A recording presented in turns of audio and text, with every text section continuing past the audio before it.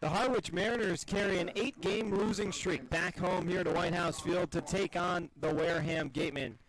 Thank you for joining us. Devin Novak alongside Skylar Wilkes with Dave Roberts alongside up here in Al Graber Press Box. Excited on a beautiful night for baseball here, Sunday night baseball, and you can't really beat this, Skylar. The Mariners, though, need to find a way to beat the Gatemen because that's been a problem for them this season. In the previous two matchups, they've been held to just 8 combined hits, the offense seeming non-existent.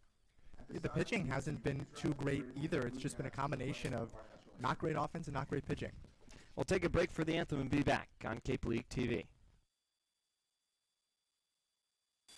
When you need to be seen for a minor illness or injury, Cape Cod Healthcare Urgent Care is here for you with high-quality, full-service walk-in care. ER expertise meets urgent care convenience at our 6 urgent care centers, which are staffed by board-certified ER providers and located Cape-wide from Falmouth to Orleans. Cape Cod Healthcare Urgent Care is open daily and offers a cost-saving option for everything from sprains to stitches, with timely treatment in under an hour for most patients. View online wait times at capecodhealth.org/urgent care. Cape Cod Healthcare Urgent Care. Minor emergencies, major attention.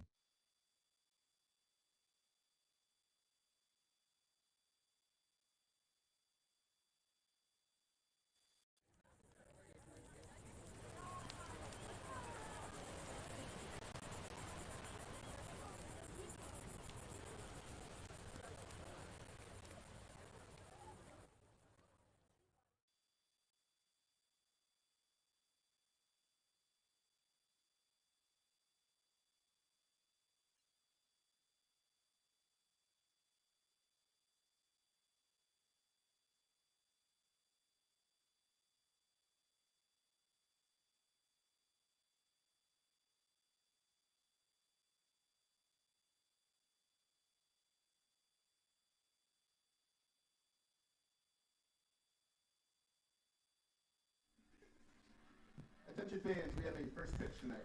We welcome you back into White House Field. Thank you for joining us after our kind of abbreviated pregame show. Devin Novak, Skylar Wilkes with Dave Roberts alongside you. And it'll be Bryson Bales towing the rubber for the Harwich Mariners tonight out of Hendricks, the D3 product, left-handed pitcher, 6'3", 195, a redshirt senior reigning from Round Rock, Texas. And this season for the Mariners comes in without recording a decision, but a 2.84 earned run average, making his 5th appearance and first start of the season, has a team low whip of 1.11, 6 1/3 innings, 8 strikeouts, just 2 walks, and 5 hits. Bale's is going to be a tough customer for this Gateman lineup, but it'll be interesting to see how he does in a starter's role. Well, he was a starter this past year at Hendricks. He started and played in all 13 games for the Warriors, was a first-team all-conference after getting a 4-2 record with a 4.21 ERA. So he is no stranger to taking the bump at the beginning of the game. He faces the Gatemen for the second time. Last time these two teams faced off at the beginning of July, went an inning and 2/3, only giving up 1 hit, no runs. So he is familiar with this team. Had a prolonged outing on Sunday against Chatham, went 2 2/3. But I like a lot of what Bales does. A 4-pitch mix, fastball kind of high 80s, low 90s, but there's a lot to like coming out of that left arm. And let's meet the 9 guys going up against Bryson Bales here tonight for Ryan Smythe and the Gatemen. Leading off is the shortstop, Antonio Jimenez. Batting second, the left fielder, Sam White. In the 3 spots, the third baseman, Murph Gray. Batting cleanup, the center fielder, Reese Chapman. Batting 5th, the first baseman, Eli Putnam. In the 6 spots, the right fielder, Jace Reinhart. Batting 7th at second is Colby Turner. Batting 8th, the designated hitter, Nate Early. And batting 9th, the catcher, Jacob Jarrell. So yeah, an exciting and beautiful night for baseball, 84 degrees and sunny. The Mariners, of course, carrying that 8-game losing streak into tonight. It's their second highest losing streak since 2017, in which they lost 11 straight games. But the Gatemen, they've been far from that sort of baseball, coming into tonight with a 31-point campaign this season. That is at the top of the West Division, 1.5 in front of the Katuitt Kettleers, and 2.5 in front of the Hyannis Harbor Hawks.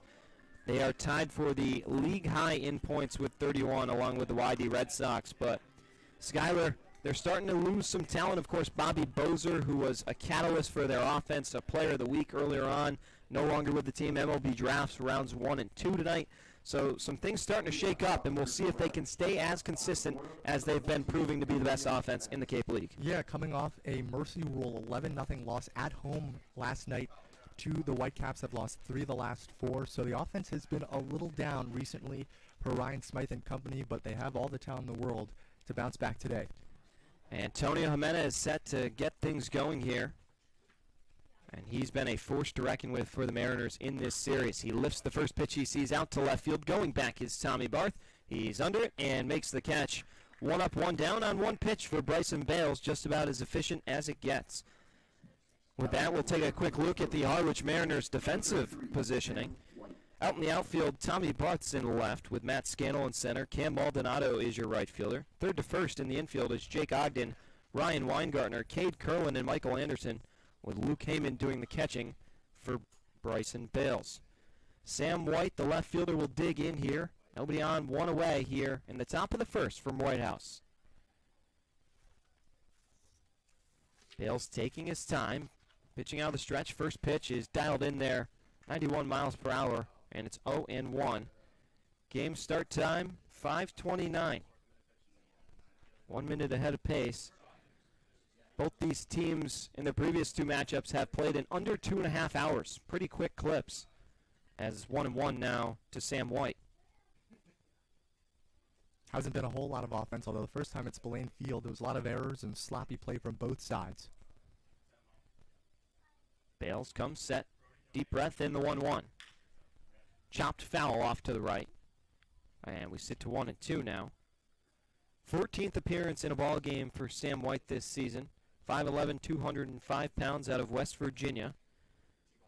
Comes in with an OPS of 878. It's been a great campaign for him with the Gatemen. Big part of their league-leading offense, hitting above 270 as a team. The 1-2. Misses outside. Nice stop by Heyman for what it's worth, and it's 2-2. White with a batting average of 283. Coming into tonight, slugging 478. 2-2. Popped up. Foul territory. Ogden gives chase, but that will head out and into the concourse area. So we'll stay at 2-2. White, also a great hockey player. Growing up in Canada outside of Toronto, was in the Ontario Hockey League, which was one of 3 junior hockey leagues in Canada. Chose to play baseball just because it's a little bit safer. 2-2 pitch. Breaking ball just misses inside. 3 balls and 2 strikes. And yeah, that league where he's from, of course, pumps talent into the National Hockey League, but baseball he felt was more sustainable, and it's worked well for him here in the Cape League. 3-2, lined into center field. Coming in quickly is Scannell, and he puts that away. A line out to center, so they've been finding ways to catch up to Bales, but hitting it right at Mariners, and they'll take that 2 away. Solid contact off the bat from White, but just didn't get it down enough, and Scannell, who has played a really solid center field this season, in perfect position to make the catch. Merv Gray's turn now. The third baseman digs in. And what's not to like about this guy? 6'4", 220, native of Madera, California. First pitch to him just misses below the knees, and it's 1-0.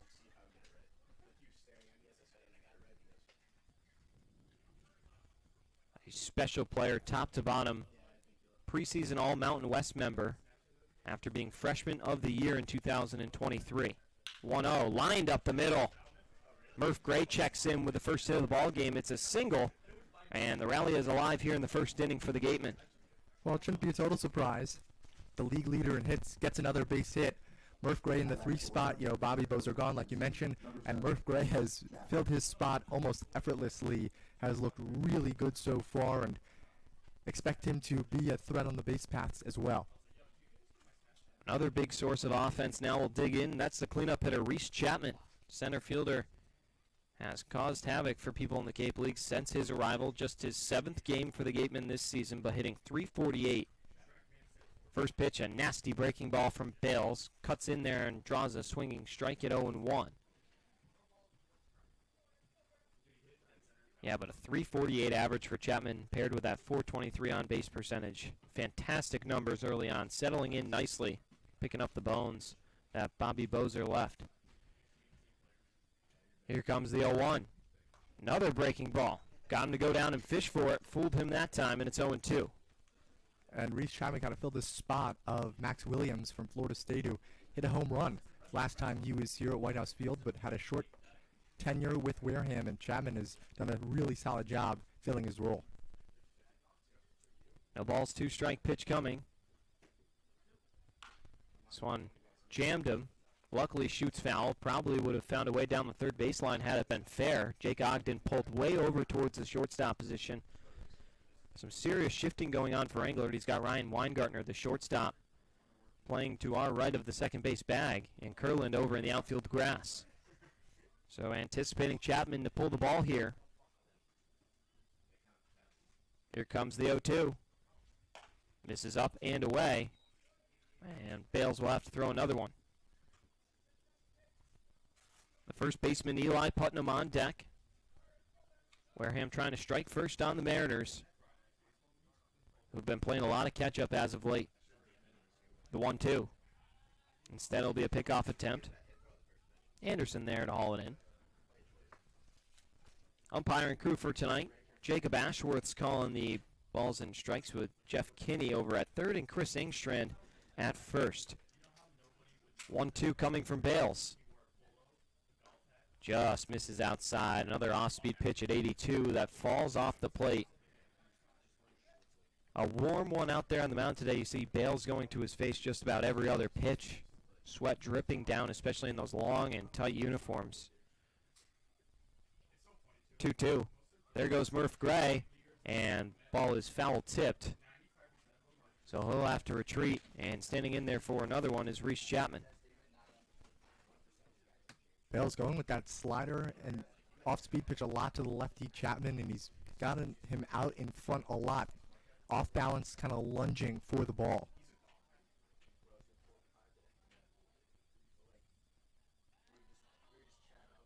Two is chopped foul, and he'll sit in there and do it again.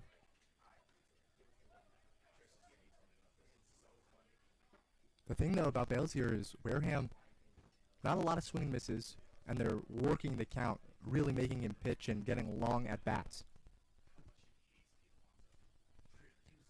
2-2 once again coming. Bounce in the dirt. Heyman sticks with it. The throw down to second is in time. Luke Heyman blocks it down, recovers, and makes the throw to end the inning. What a play by the Florida catcher.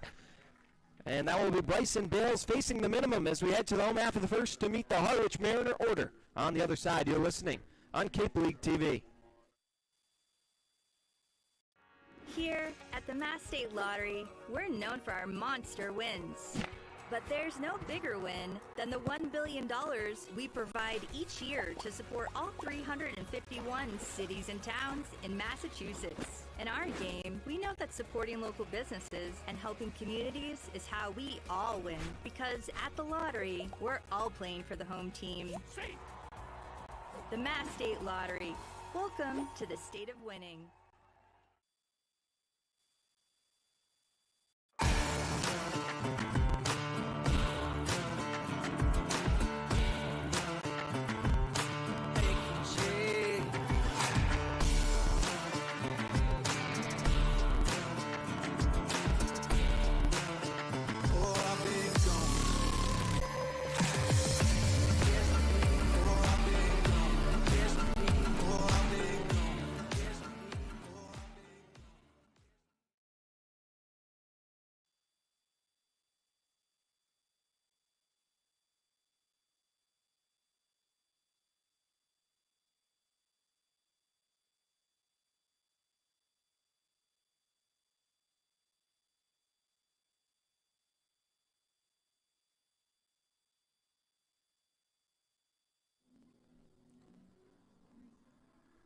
Home half of the first inning, Devin Doback alongside Skylar Wilkes taking a quick look at the Harwich Mariners starting nine for Coach Steve Englert. Leading off is the shortstop, Ryan Weingartner. Batting second, the second baseman, Cade Kurland. Batting third, the designated hitter, Danny Dickinson. In the cleanup spots, the center fielder, Matt Scannell. Batting fifth at first base is Michael Anderson.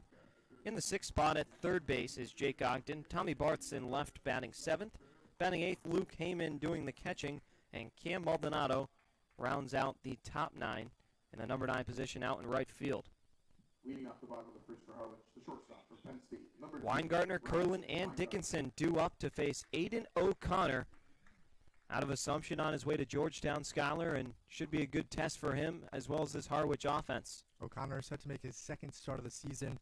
Pitched on Sunday against YD, went 5 2/3, picking up the win in his season debut. First pitch to Weingartner misses down low, 1-0. Weingartner now with a team-high OPS up close to 950. Had that 3-run home run, of course, back in the loss against Cotuit. But his offense has been off the charts. 2 balls and no strikes. The pitch off the end of the bat. And it's 2-1.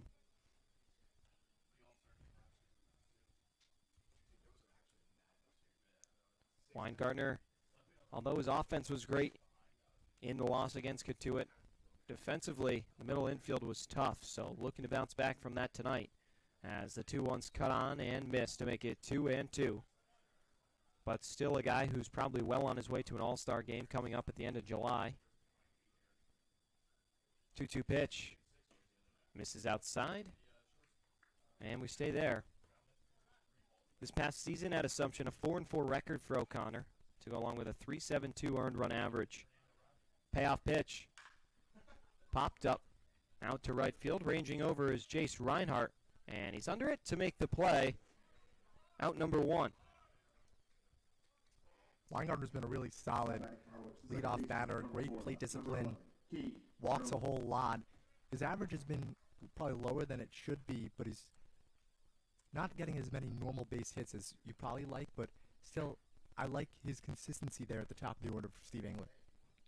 Cade Kurland digs in, carrying a team-high on-base streak at 9 games. First pitch to him just misses outside, 1-0. But Kurland, ever since arriving out of Florida, has hit the ground running here in Harwich. Team-high 326 batting average as well. It's a ball and a strike as he fouls the next pitch off. He's strung together 5 multi-hit games as well since being activated. 5'11", 195-pound rising junior for the Gators. The 1-1. Breaking ball popped up. Out to center field, ranging back a little bit is Chapman. Circling under it, he's got it. And there's 2 away as we meet now the Wareham Gatemen starting defensive alignments. Out in the outfield, Sam White's in left. Reese Chapman is out in center with Jace Reinhart in right. Murph Gray is at third. Antonio Jimenez at shortstop. Colby Turner's at second. Eli Putnam at first with Jacob Jarrell doing the catching for Griffin O'Connor. 2 away for Danny Dickinson, the 3-hitter, the designated hitter for that matter. Watches first pitch strike come in at the letters, 0-1. Dickinson on his way to LSU to become a Tiger in the SEC. Slaps this one out down the line in left, ranging over is White, gets there, and did he make the catch? He did! Sam White pulls it in for a absolutely sensational third out here in the first inning. SportsCenter Top 10 highlight reel catch, and the side is retired. It's a fly out to each of the outfielders to end things for the Mariners. Still no score here heading to the second inning on Cape League TV. Hey Mariners fans, whether at White House Field or cheering from home, gear up with some official Harwich Mariners merchandise. Order online or visit our booth behind home plate. See you soon, and roll NERS.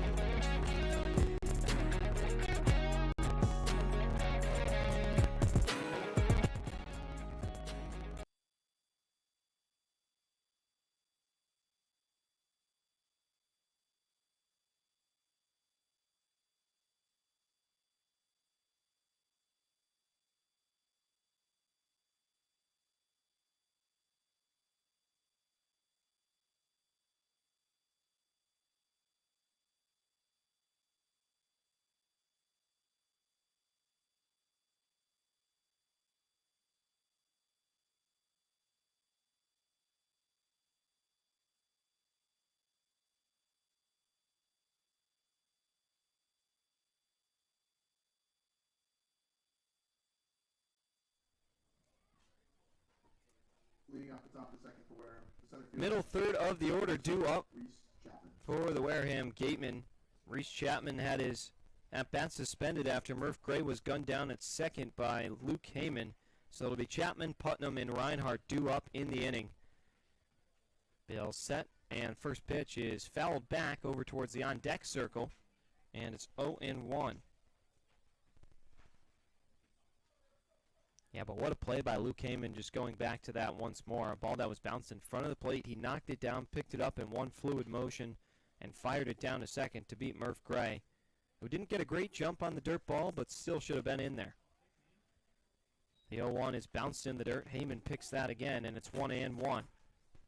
Wasn't a bad decision by Gray to take off running. It seemed like Heyman would lose it in the dirt, but he recognized it and then made it a really accurate throw down to Weingartner at second. 1-1. This is outside, 2-1. One of Chapman's coaches, Tony Vitello, has often gone on to say that this Chapman guy has really got something special about him, a new confidence, whatever it is, but after his freshman year has taken his game to a whole new level. The 2-1 misses inside, 3 balls into strike.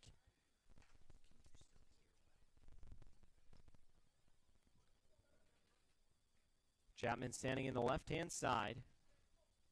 Bale's pitching out of the stretch still. And here's the offering.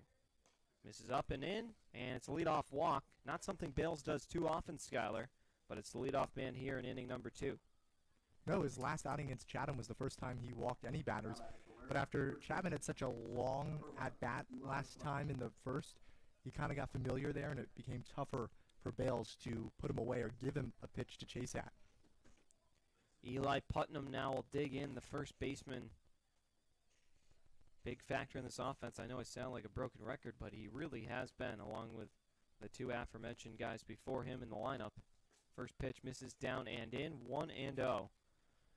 This past season in college at Davidson hit .352, first team All A-10, and led the conference in a variety of categories, including home runs, RBIs, runs, and total bases. The 1-0 misses outside, 2 balls and no strikes. Chapman does have a little bit of speed down at first, but Wareham not a team who you typically would expect to go. Only 32 stolen bases for them on the season, compared to 43 for Harwich. As the next pitch in there for a strike, and it's 2-1 now. Putnam watches that breaking ball fall in the outside corner. But 51 starts this past season for the Wildcats. Eli Putnam, a special season. Next pitch misses way outside. 3 balls and 1 strike. So Bale's running into some control problems early. Engler not panicking, no one up in the pen. Always a player-friendly coach. Here comes the 3-1. This one is grounded over to Weingartner on the backhand. Thought about going to second, and did he get it there in time? He did. Mariners will settle for the lead runner and take the one out. Nice play by Weingartner. It looked like it was going to be a tough play to get that ball over to first, given how deep he was and how slow it was hit.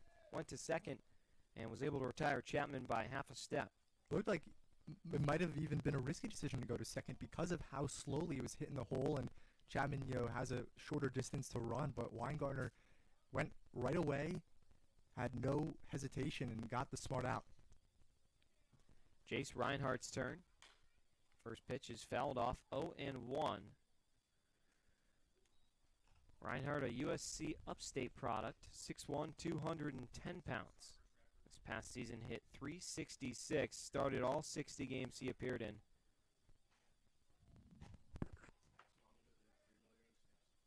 And there goes the runner, bounced in the dirt. Heyman not even going to give it a try. That one had plenty of mustard on it where it would be tough to get a grip. And so down in there safely is Putnam with a stolen base. He's in scoring position here with one away.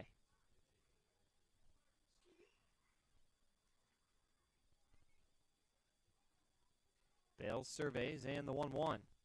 Checked his swing. Did he go? No, so says the first base umpire. Reinhardt, this past season, broke the school's single-season doubles record, posting 22 throughout those 60 games. So good for just about 1 in every 3 games. Pretty good ratio. 2 balls and 2 strikes after the swinging strike. He also had an additional 20 extra base hits to add onto those 22 doubles. And that type of performance allowed him to go closer to home, transferring to West Virginia in his home state. Exciting things for him. Ahead of the 2-2, there goes the runner again. This one's grounded over to the second baseman. Curlin fielded deep onto first in time. And although he was in motion to steal, Putnam probably would have been on third. Nonetheless, nice play by Curlin, and now Bales just got to focus on the number 7 batter. Yeah, a potentially risky thing there is third base coach Mike Mobbs was almost pointing at Putnam to go home, but Curlin, who coming off a rough defensive outing against Katuitt the other day, first play ball hit it in, handled it very well. Colby Turner, the second baseman, digs in. On his way to Michigan next year after transferring from San Diego State. First pitch, cut on a miss, but gets through Heyman in to score easily as Putnam. And the Gatemen strike first here. It's 1-0. Unlucky break for Bryson Bales. Gets a swinging strike, but it still gets through the legs of Heyman, and Harwich finds itself trailing early on in the game yet again. And it's an uncharacteristic mistake for Heyman, someone who we've always said has been so solid defensively day in and day out for the Mariners. 0-1 coming to Turner. Misses up high. Ball and a strike. Native of Huntington Beach out in California. He'll be going into his sophomore year for the Wolverines. Here comes the 1-1. Cut on and missed. Beautiful fastball, 92 miles per hour on the outer part of the plate.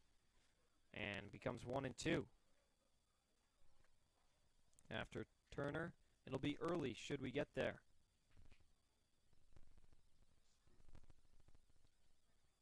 The pitch. Misses up and away. 2 balls, 2 strikes. Gatemen strike first without a hit in the inning. A walk and then a fielder's choice to advance. Stolen base and then a passed ball. It's always a weird way to get to those runs. The 2-2 misses down low. And count shifts to 3 balls and 2 strikes. Control has been a bit of a factor so far for Bales. Not getting a lot of looking strikes, if any. Payoff pitch. That one in there at the knees. Bales rings him up for his first strikeout of the night, but not before the Gatemen strike first here in inning number 2. To the home half we go. Wareham on top 1-0 on Cape League TV.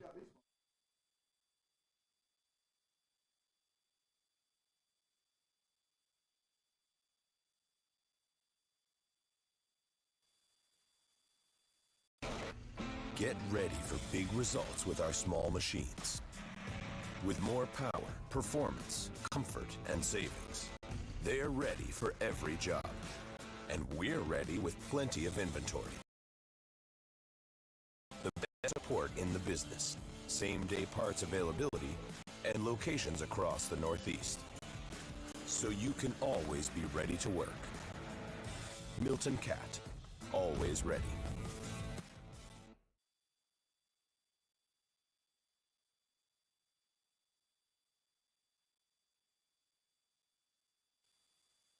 When you need to be seen for a minor illness or injury, Cape Cod Healthcare Urgent Care is here for you with high-quality, full-service walk-in care. ER expertise meets urgent care convenience at our 6 urgent care centers, which are staffed by board-certified ER providers and located Cape-wide from Falmouth to Orleans. Cape Cod Healthcare Urgent Care is open daily and offers a cost-saving option for everything from sprains to stitches, with timely treatment in under an hour for most patients. View online wait times at capecodhealth.org/urgent care. Cape Cod Healthcare Urgent Care. Minor emergencies, major attention.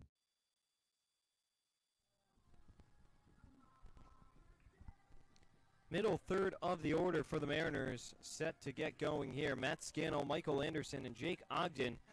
And aside from Scannell, Anderson and Ogden, two guys who have all of a sudden started to decline, Skylar, and it's been really frustrating for them. I mean, you can see it by their body language. Ogden got a big hit the other night, of course, the home run at Chatham, but it's been very stagnant. I mean, Anderson, his average back down now, hovering around 280, 270 mark after being around 440 for the first quarter of the season. And Ogden, of course, was hitting above 300, closer to 350, and he's declined in the same way, down now around the 240 mark. But we'll get more into them later, and their attempts to try and get back into the successive part of this lineup, as Matt Scannell has aged like fine wine here in his second year in Harwich. It's a ball and a strike to him, but Scannell hitting the cover off the baseball right now. 1-1 to him. Just misses inside, 2-1. Hitting .324 in the month of July. Last 8 games, 11 hits. He's been a breath of fresh air after such a sluggish start. It's great to see his bat really picking up. 2-1. Popped foul over into the seats. And that makes the count 2-2. But yeah, .324 in the month of July for Matt Scannell. Before that was hitting just maybe 100 if he was lucky. Average now up to 220. 300 on base percentage, slugging .339.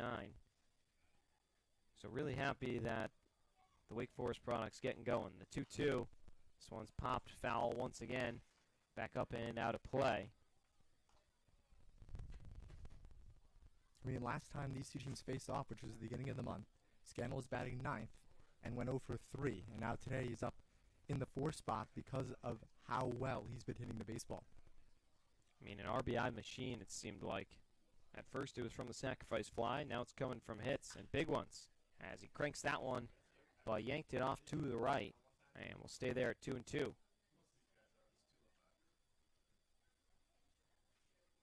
And you can just see carrying himself with a whole different demeanor ever since he's found that rhythm. Just staying calm, cool in his approach. I mean, even in this 2-strike count, looks like he's going to kill it. Checked his swing that time. And did he go? No. So says Jeff Kinney over at third. The Gatemen dugout can't believe it.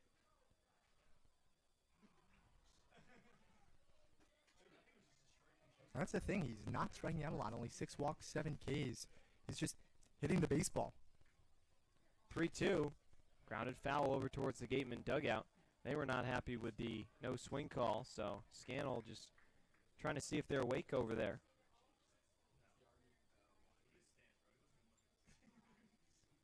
It's been a long at-bat for him, hanging in there for another payoff. This one's lined out to right field. Tough play for Jace Reinhardt, and it gets over his head. The sun got in his eyes. Scannell rounding second, headed for third. And the throw will have to be cut off. Scannell's in there with a head-first dive.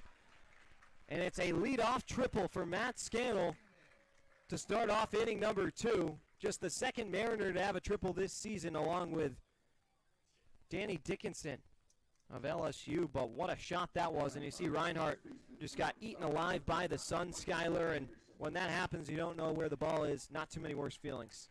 Shining right in his face out there and right. Tough play. That's the kind of break that the Mariners have had a lot recently, where things go in the way of the opposing team. But Matt Scannell, once he saw it get over Reinhardt's head, was off to the races, showing off the wheels. Michael Anderson watches a hanging breaking ball drop on the far side of the plate to make it 0-1. And of course, got to be a little upsetting for Griffin O'Connor after losing him in that at-bat. It was a good battle and probably a ball that could have been caught, but Weather having some things to say about that. Anderson off the end of the bat. O'Connor will flip on to first, and Michael Anderson is set down. So with a runner on third, there's one away for Jake Ogden. It's funny you mentioned it, like Spillane Field, the impact that it can have on the opposing team. We saw when Harwich was there last time, a lot of errors from the infield because of that gravel. And so now, not that it's even really the field, but the sun, the natural factors having an impact on the Gatemen here. And Anderson, a big out there for O'Connor. Jake Ogden could really use a run batted in here. Ogden, the third baseman, digs in, and he'll line this one into center field, sinking down, and it's a base hit. RBI single to drive in Matt Scannell And the Mariners knot things up here in inning number 2. Just what the doctor ordered. Ogden is starting to pick it up a little bit. Like you mentioned, the home run at Chatham, but he's not the same player he was at the beginning of the year. Good to see him pick up yet another RBI.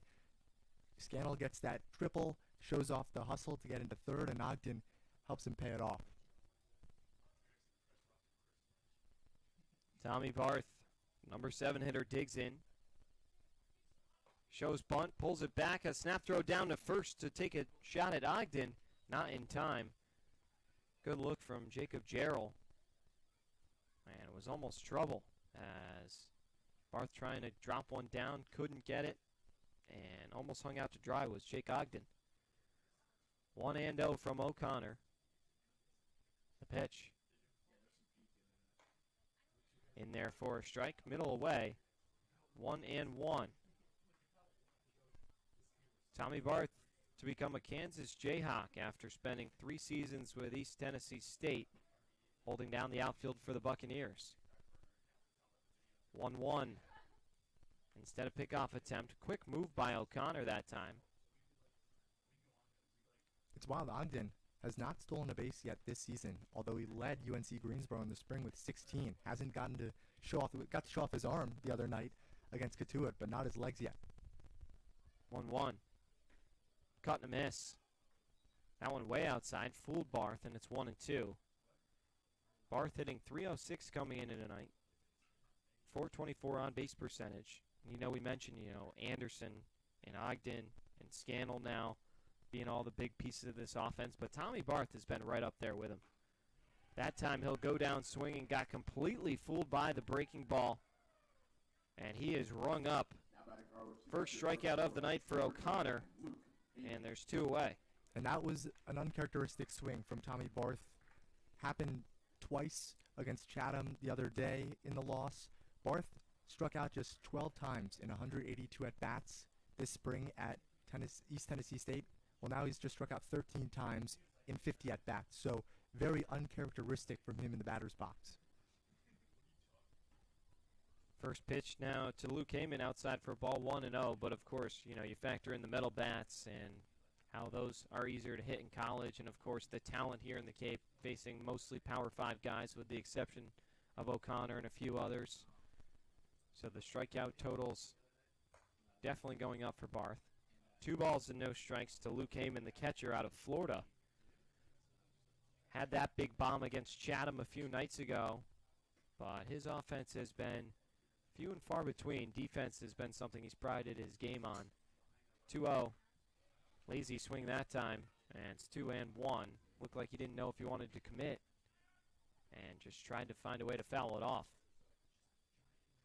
We saw that power against Chatham, like you mentioned. Been waiting to see more of it. He's got a really strong bat, and it just hasn't come as easily this season for him. A lot of strikeouts so far, including 0-for-3 performance with 1 K against Katuitt. It'll be nice for this Harwich order to really get his bat going. Debuted for the Mariners back on July the 5th against the Kettleers, but didn't record a hit until 6 days later, which was game number 3 for him. Count has worked full now. Yeah, this season with Harwich hitting just 172. 5 hits across his 29 at-bats through 8 games.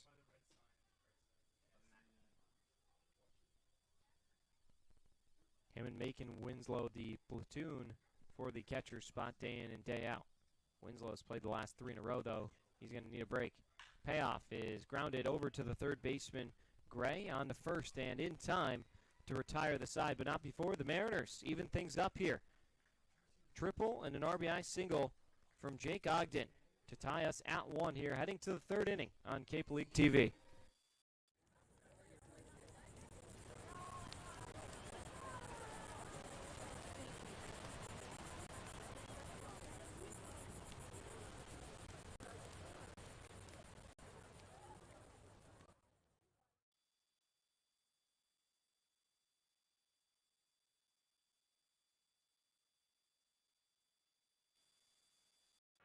Here at the Mass State Lottery, we're known for our monster wins.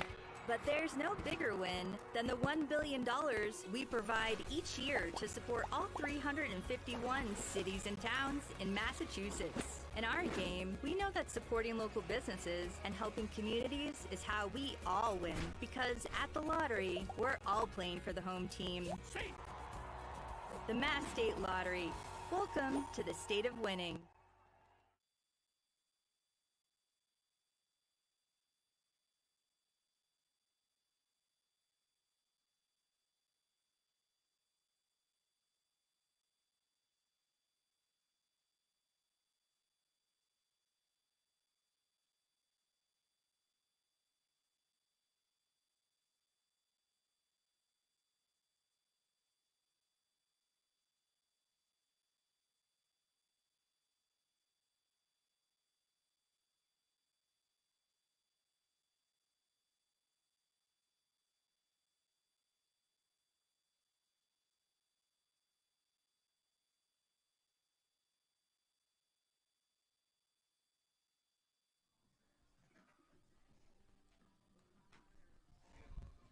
Top of the third inning, a whole new ball game after the Mariners even things up in inning number 2. Nate Early followed by Jacob Jarrell and Antonio Jimenez, 2 up for the Wareham Gatemen. 2 hits for the Mariners, 1 for Wareham. It's been a game that seemed like we've gone in deep into a lot of at-bats, but still not a ton of offense, Skyler. Yeah, not a lot of strikeouts either. Pitchers just haven't been putting away batters. And the funny thing is, not a lot of walks. It's just been a lot of flyouts, a lot of loud outs, a lot of contact. So good to see somewhat of a pitcher's duel so far.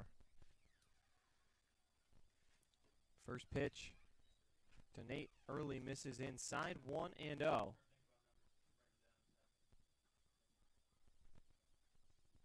Early residing in that 8 spot tonight for the Gatemen. And the designated hitter chops one over to the second baseman. Curlin handles it with ease on to first. 4-3 put out for out number 1 here in the top of the third. That's the key to Bale's success. He's got to get it ahead early and force early contact. You don't want to have these long at-bats where Wareham hitters can see more and more of your pitches. Jacob Jarrell now will dig in. Jarrell out of Clemson, making his 14th appearance in a ball game for the Gatemen. First pitch to him is going to be flied out to deep left field. Going back is Tommy Barth at the warning track, looking up, and it's out of here. A solo shot for Jacob Jarrell, launching that one through the blue sky here in Harwich. Got all of it, and Bryson Bales is cracked. Rare home run from Bales. Gave up one against Chatham on Sunday. That was the first time he gave up a home run in 26 games. He had gone since June 24th of 2021 in Summer League with the Newmarket Rebels. Was the last time he gave up a home run prior to that one on Sunday against Chatham. So he usually keeps it in the park there. First pitch now to the leadoff man, Antonio Jimenez, downstairs for a ball, but Skyler, what a nugget there. I mean, really proves just how much he does a great job of keeping the ball in the park, as you put it, but not pitching to power, hitting spots, keeping it out of wheelhouses. 2 balls and no strikes now to Jimenez, who flew out to left back in inning number 1. And you know, there's more to that, Devin. The winning pitcher on the other side of that game was 2023 first-round pick Rhett Lauder out of Wake Forest. So just a crazy small world. 2-0 over to the third baseman, Ogden. Ate him up on the bounce. Ogden, the throw on is in time. Great recovery by Jake Ogden. Looked like he didn't know if he wanted to go forehand or backhand with the glove. It clanged off the heel, and he was able to pick it up with his bare hand and make a good rushed throw across the diamond to retire the runner in Jimenez. 2 down. Jimenez has really solid speed. So after it kind of ate up Ogden on that initial chance, you didn't think he'd get it there in time, but stayed composed, didn't rush the throw, and beat Jimenez by quite a few steps. So Sam White will dig back in. Has claimed that he wants to be the best at West Virginia. First pitch to him's cut on and missed. 0-1. Nasty breaking ball from Bales that time at 80 miles per hour. Nobody warming in the bullpen right now. Englert happy with what he's seen from Bales. Just 2 hits he's given up. 0-1. Another breaking ball. This time misses up and in. And count shifts to 1-1.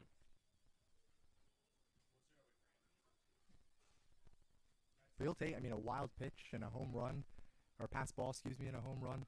Not the worst ways to give up runs. 1-1 is chopped foul, 1-2. But yeah, Sam White, not too many Canadians here in the Cape League, so kind of in a class of his own, and he's representing their country well. And the Gatemen have another Canadian in Johan Desereau, who's not in the lineup today. But yeah, our neighbors up north, two players represented with the Gatemen. 1-2. Misses up high. 2 balls, 2 strikes. Sam White has typically been listed as a catcher, but playing out and left tonight. His bat's so valuable in the order, you'll stick him just about anywhere to have it. 2-2. Off the end of the bat. Got lucky to catch up to that one. 78. A big snapping vertical breaking ball from Bales that time. And it's not just White's bat, but his glove overall. He's a true utility player. Catcher, corner outfield. There's a lot of value in a player like that. And we saw him already make that sensational grab in the first inning. 2-2. Grounded over to Curlin on the backhand, throwing across the body, falling away, dug out by Anderson for out number 3. So, it's a solo home run for Jacob Jarrell, and that gives the Wareham Gatemen the lead again. We head to the bottom of the third right here on Cape League TV.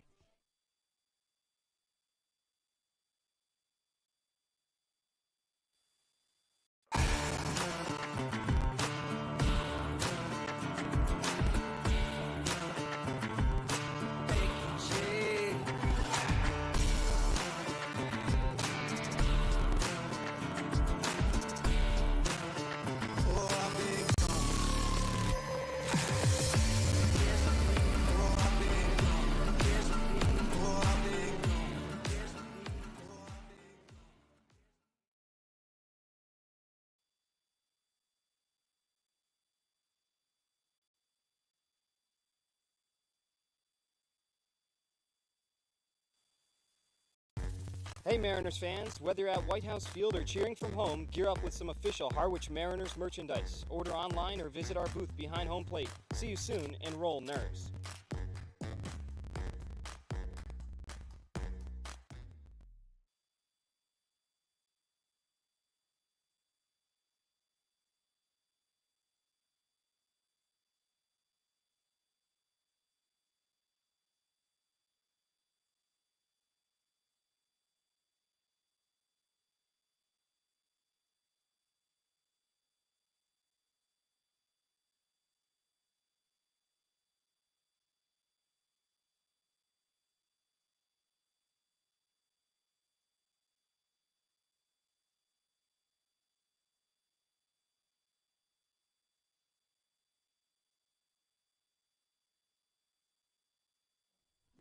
Maldonado.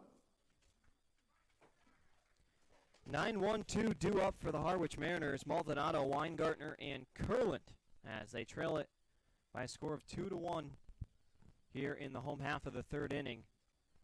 But Maldonado, a guy who, although hitting 9 in the order, has been an absolute tear. Next to Scannell might be the hottest guy. First pitch down low for a ball, 1-0. But 14 runs batted in for Cam Maldonado, and the power has completely come alive. He's not batting ninth due to lack of performance. It's purely to give the lineup a well-rounded feel. The last 4 games, he has 5 hits, and 3 of them have left the park. So he's really been seeing the ball well and showing off the power that earned him the program record at Northeastern for most home runs by a freshman. Yeah, he's been really a big part of this Harwich offense that's prevailed despite all the adversity. 3-1 now to Cam Maldonado.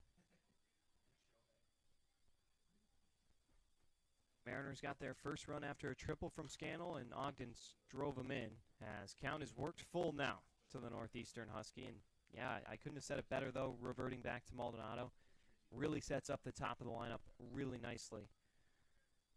Completely strategic by Steve Englert, keeping him there. And he's been very productive at that spot as well. Payoff pitch coming from O'Connor. And it's spoiled. Back over towards the Mariner on deck circle. So we'll do it again at 3-2. Maldonado got off to a great start with walks. It's kind of simmered down since then, only 10 on the year, but that's where it really comes to fruition. You get him on with a leadoff walk and then let the rest of the lineup follow suit. Out of the windup, the 3-2. On the outside corner, Maldonado can't believe it. Jumping up and down in disbelief. And he's got some words for Jacob Ashworth as he walks away. Ball one down here in the third. Impressive work by Griffin O'Connor. Was behind 3-0. Fought all the way back against a usually well-disciplined hitter and ended up ringing him up looking. And from our vantage point, it did look like a pitch too close to take, some could argue. So, tough call for Maldonado, but he will have to go sit down again. Top of the order now. Weingartner watches ball one. 1-0. Kicking and firing. O'Connor just misses it outside. Trying to live on the outer part of the plate, not giving these Harwich hitters, especially ones with power like Weingartner, anything to pull.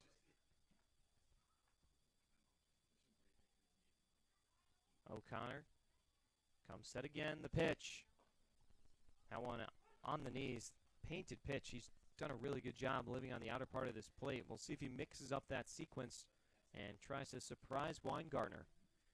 The 2-1. Once again, just off the plate on the outside part. It's probably a little easier when you've got 8 righties in the order to get into a rhythm where you kind of can just give them the same pitch. 3-1.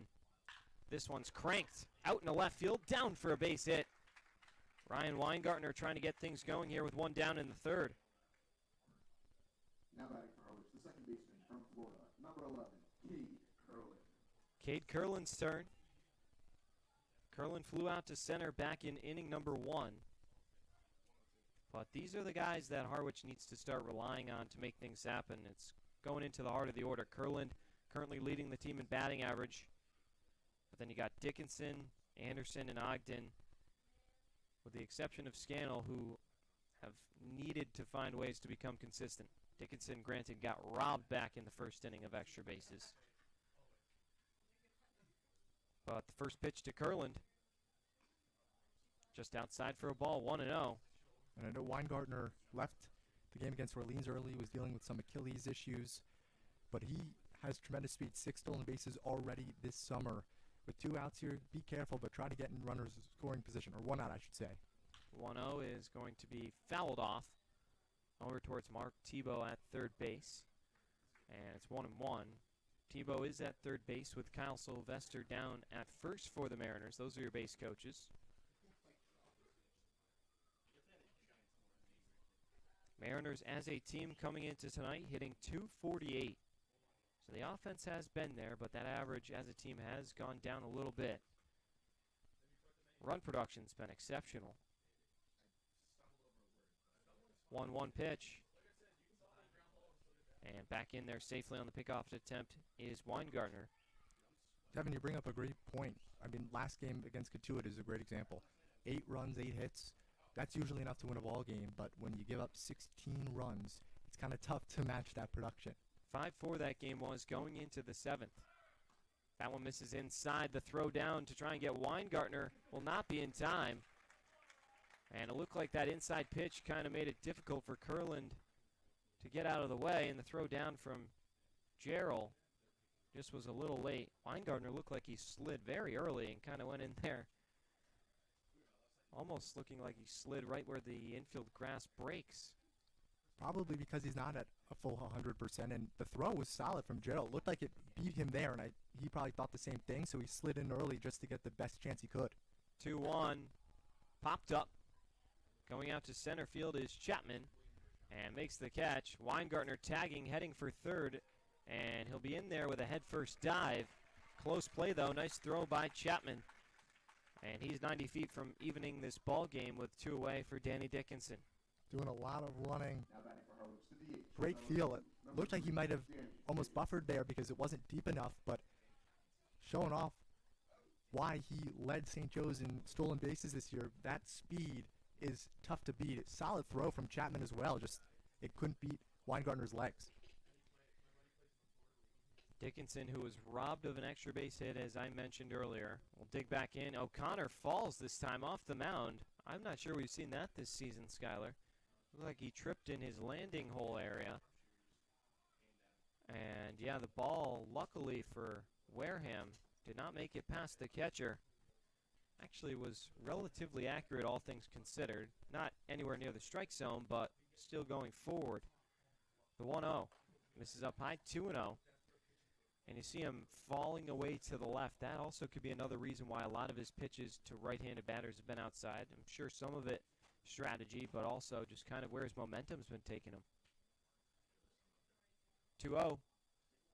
Breaking ball misses up high. 3 balls and no strikes to Dickinson. Matt Scannell on deck. Mariners trailing by 1 here in inning number 3. The pitch. This is inside, and it's a 4-pitch walk. Dickinson will go claim his spot at first base, and it'll be Matt Scannell's turn. Dickinson hasn't been on base in quite a while. He's a guy that doesn't strike out a whole lot, just 1 so far this season. And O'Connor, after taking that stumble to start off the at-bat, kind of threw him off, and it allowed Dickinson to reach base on a free pass. It'll be a mound visit for the Gatemen. Looking to talk things over here with O'Connor, who's been pretty good tonight. He has surrendered the 3 hits. On the flip side of that, 3 hits is as many as the Mariners had in their last game against the Wareham Gatemen. 4-0 loss at White House, so they've already tied that total, which is a good sign, and outscored themselves. So the offense headed in the right direction, but still work to do here. Yeah, but like we've been saying, the offense over this losing streak really hasn't been the problem. Sure, could it have been better at times? Yeah, you know, Orleans, 4 runs in the second inning and didn't score again for the rest of the game. But the offense has done a job where it's winnable and they've put the team in competitive games. The pitching has just been too much of a roller coaster in a way where, you know, you just look at Katuitt where, 11 runs in the last 3 innings is tough to swallow when you're putting up 4 runs and end up putting up 8 runs on 8 hits. Just consistency has been the biggest key pitching-wise for Harwich. Yeah, pitching has been something that's really killed them. They currently, as it stands now, throughout the course of the season, have had the statistically worst pitching staff now, with the worst earned run average in the Cape Cod Baseball League at 5.45. But yeah, it's just been all of a sudden, you know, you're losing guys left and right. And it looked like the guys who were struggling were leaving, and now all of a sudden the guys who were doing good are on their way out. So there goes the runner in Dickinson. There will be no throwdown. Dickinson in there in plenty of time. Stolen base for him. It's now 2nd and 3rd. A ball and no strikes to count to Scannell. It's the perfect guy you want with runners in scoring position right now. Matt Scannell laced the triple to right last time up, and no one's been swinging a hotter bat than him for the Mariners. 1-0. Misses. No, it's in the top of the zone. Scannell gives a tilt of his head in disapproval, and it looks like the Mariner dugout. Hopefully that will save my credibility from calling it a ball originally. Is everybody else in agreement, it seems. The 1-1. That one in there for a strike. 1 and 2. Both pitches have been towards the top of the zone. The first one was definitely a little bit higher than that one, but I think for Scannell, it's looking above the belt, and O'Connor is just pinching that top of the zone. O'Connor comes set. The 1-2. This is outside. 2 balls, 2 strikes. Michael Anderson on deck. Mariners trail at 2-1, but have 2 ducks on the pond and are threatening here in inning number 3. 2-2 pitch to O'Connor. just missed inside. Looked like Scannell might have sold it trying to get out of the way, but that one could have looked good. He stays alive to see another, though. 3 balls, 2 strikes with 2 away. Biggest pitch of the ball game for O'Connor thus far, set to come home. And it misses up and away. And Schuyler, I don't think you could draw a better situation for a guy who needs it more than Michael Anderson. 2 away, and the base is chucked, trailing by a run, a guy who really needs that confidence booster. We'll see if he's up to the task. Couldn't put it any better. Devin, a solid at-bat from Matt Scannell, showing off the plate discipline, and Michael Anderson, show why you're going to Arkansas next season. Last 5 games, he's 1 for 18, 11 strikeouts. No hit would be bigger than right now. First pitch right down the middle for strike 1. Anderson just wanting to see that one, but yeah, on his way to Arkansas. Hitting .267 for Harwich this season.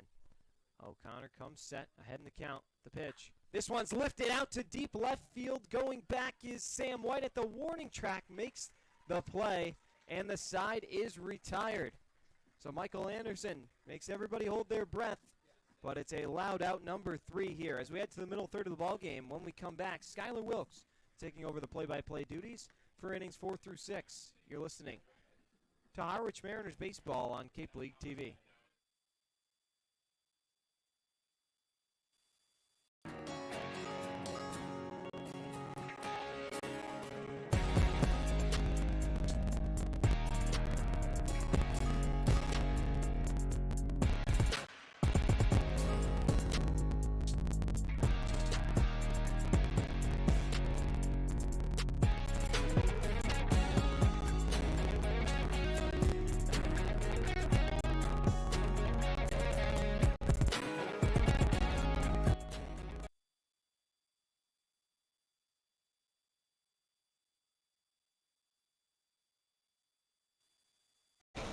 Get ready for big results with our small machines. With more power, performance, comfort, and savings. They're ready for every job. And we're ready with plenty of inventory, the best support in the business, same-day parts availability, and locations across the Northeast. So you can always be ready to work. Milton Cat, always ready.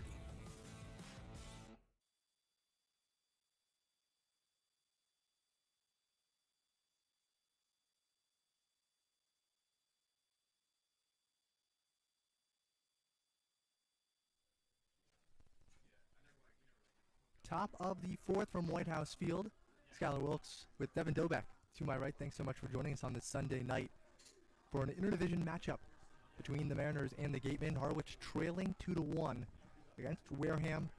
Bryson Bales, whose season long was 2 2/3. That came last outing on Sunday against Chatham, but is a starter by trade from his collegiate career at Hendricks. Last start in college was May 3rd against Sewanee, where he did go 7 innings, throwing 99 pitches. So he is no stranger to going lengthy outings. Facing the heart of the order, 3-4-5 for Wareham, starting with Murph Gray. And the initial offer is belted high in the air, left center field. Scannell sprinting back, as is Barth, and that ball claims up against the wall. Murph Gray trots in a second with a lead-off double here in the 4th, his second base hit of the game. I mean, that ball was just absolutely smoked out into the gap. Looked like it had a chance off the bat. Got knocked down in the end, but hit so perfectly in the gap. Even 2 of the fastest guys on the team couldn't catch up to it to track it down. And Scannell and Barth, a long run for each of them respectively. But, I mean, how perfectly was that placed? Just a smooth swing from Murph Gray. And he's just a fun player to watch here in the league. Gray leads the league in hits at 20. Now he's up to 30, extending that lead and giving Reese Chapman a chance to drive him home. Man on second, no outs. And Bales drops in the curveball. 0-1 to the Wareham center fielder, who walked to lead off inning number 2. 0-1. Chapman rolls it to second. Curlin takes the hop in his stomach and tosses it over to Anderson, Gray moves over to third, and it's a productive first out for Reese Chapman. Yeah, productive is key, and when there's no outs, you can afford to do things like that. Gets the quick runner and Gray down to third, and now got Eli Putnam, a guy more than capable of finding a place for this, whether it's a sac fly, a ground ball to the weak side, or what. But Harwich going to game plan for that, bringing the infield in, Skyler. Middle infielders move towards the dirt, as does Anderson at first, while Jake Ogden kind of holding the bag a little with Gray at third. One out for Eli Putnam, and Bales misses way outside, causing Heyman to jump a little to his right. The right-handed first baseman Putnam reached on a fielder's choice in the second before coming home to score on a passed ball. 1-0. Sent high in the air, deep to left field. Going back is Barth, and that ball is gone. Eli Putnam, a 2-run shot. And the power bats of the Gatemen continue to shine. 4-1 Wareham in the top of the fourth. I mean, they're a home run hitting ball club. It seems like the Mariners have a lot with their 24. Well, now Wareham has 27 on the season, and that's more than one a game, which, when you think about it, an insane stat for them. They always have that reliable power game in, game out, and it can really change the course of a ball game or put it out of reach. This time, it's on the way to putting it out of reach, but an absolute beautiful swing from Putnam. Gray, of course, had that wonderful double, and Wareham just really cruising here. First pitch to Jace Reinhardt, fouled off first base side. Third home run of the year for Putnam. 4 runs on 4 hits for the Gatemen, who have now scored in 3 straight innings. 0-1 to Reinhardt, who grounded out to second in the second. This one is slowly rolled, cut off by Ogden at third, who, from his knees, throw across the diamond, not in time. It's an infield single for Jace Reinhardt, as Jake Ogden dove in front of Ryan Weingartner, cut it off, and couldn't make the play in time. And you see Weingartner having a conversation with Ogden. Ogden, I don't think, knew it wasn't his ball. Just didn't want it to get through, was trying to knock it down. And Weingartner, of course, would have been a tough play for him, running away from the bag and trying to get a strong throw off. But still, Ogden's attempt to have to dive, get up, and make a play just never was feasible. And it's an infield hit. Third base hit of the inning for the Gatemen. Bales responds with a off-speed pitch down to Colby Turner, the lone strikeout victim of the southpaw Bales, with Reinhardt on first, who has 2 stolen bases on the summer. Turner slashes it high in the air. Out of play, first base side, 1-1. Although Reinhardt took 11 bags at USC Upstate this spring. 1 ball, 1 strike, 1 out in the top of the fourth. Wareham leading 4-1. Bales eyes Reinhardt, now comes setting pitches. Flared high in the air, right field, Maldonado shielding it in the sun, moving to his right, and he reels it in as Reinhardt jogs back to first, and that's 2 outs for the Gatemen. It's a great play by Maldonado. Not easy to make when you're battling the sun. We saw the battle for Reinhardt earlier in the ball game, but casually trotting over that time was Maldonado. He knew he had it the whole way. And a big second out. So Maldonado faring a little bit better against the sun than the man on first, Reinhardt, did. 2 outs for the left-handed Nate Early. First pitch swinging, smacks it deep and far, out of play, over the Harwich bullpen. In left field, 0-1. To Early, who grounded out to second in the third. Rising junior, transferring to Louisville after playing at Florida Southwestern State Junior College. 0-1. Bales nails the top right corner. No balls, 2 strikes. First team All-State. Was an all-conference first team after hitting .335 with 16 homers after beginning his collegiate career at Ohio State. 0-2 to Early with Reinhardt on first. 2 outs. Reinhardt takes off. Swing and a miss. Down goes Nate Early for out number 3, but the Gatemen tack on 2 more runs, courtesy of Eli Putnam. with a swing, sent the ball to left field and brought home Murph Gray with him. 3 hits in the inning as well for the Gatemen, 1 man left on. It's 4-1 Wareham, heading to the bottom of the 4th on the Harwich Mariner Network.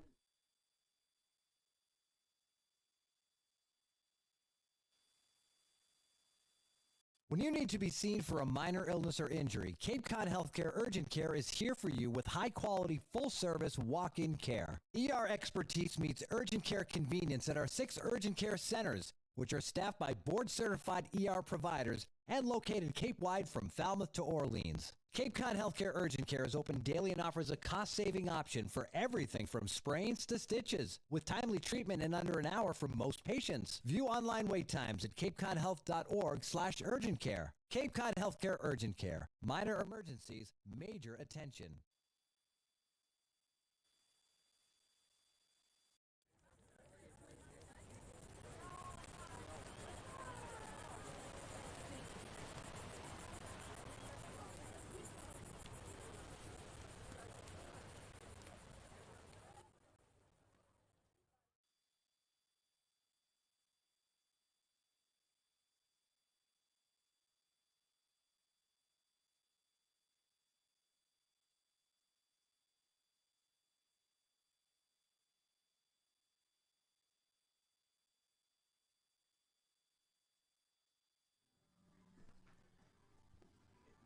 Home half of the 4th, Mariners now in a 4-1 deficit against the Gatemen, who put 2 runs up in the top half of the frame. Griffin O'Connor still on the bump for Wareham, although there is an arm loose in the bullpen. And he's set to face 6, 7, 8 in the order for Harwich, starting with the third baseman Jake Ogden, who drove home a run with a single in the 2nd. Lone run for Harwich so far.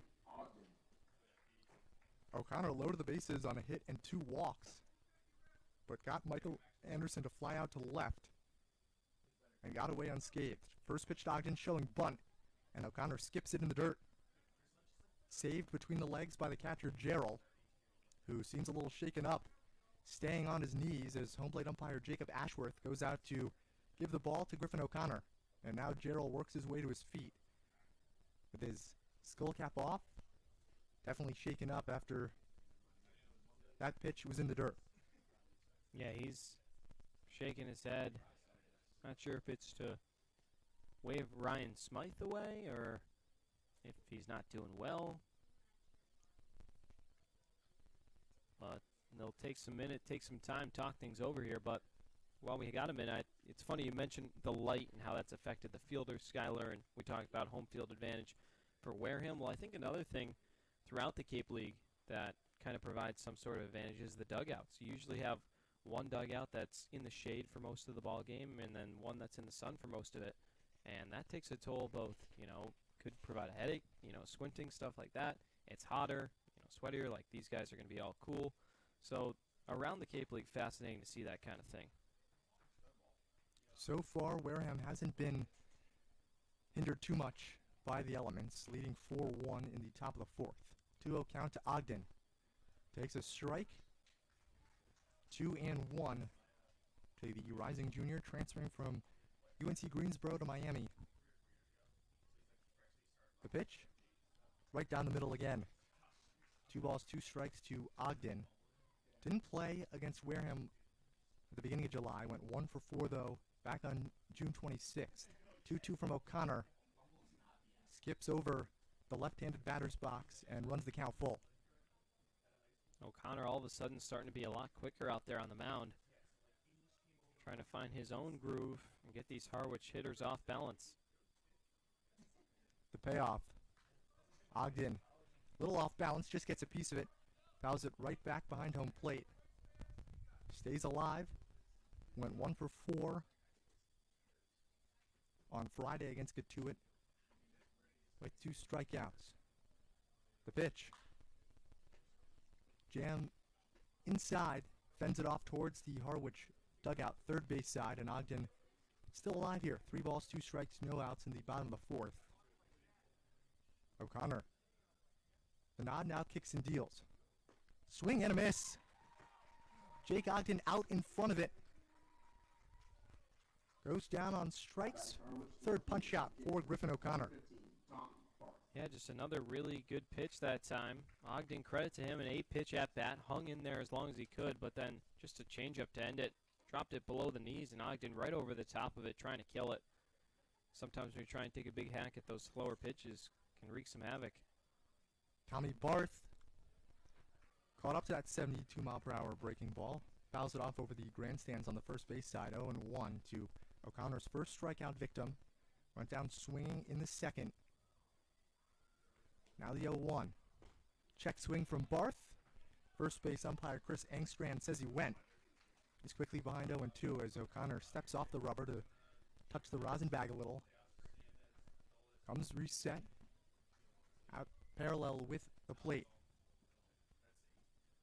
0-2. Just low and outside. 1 ball, 2 strikes to Barth. Last played on Thursday at Chatham where he went 1 for 4 with 2 strikeouts. 1-2.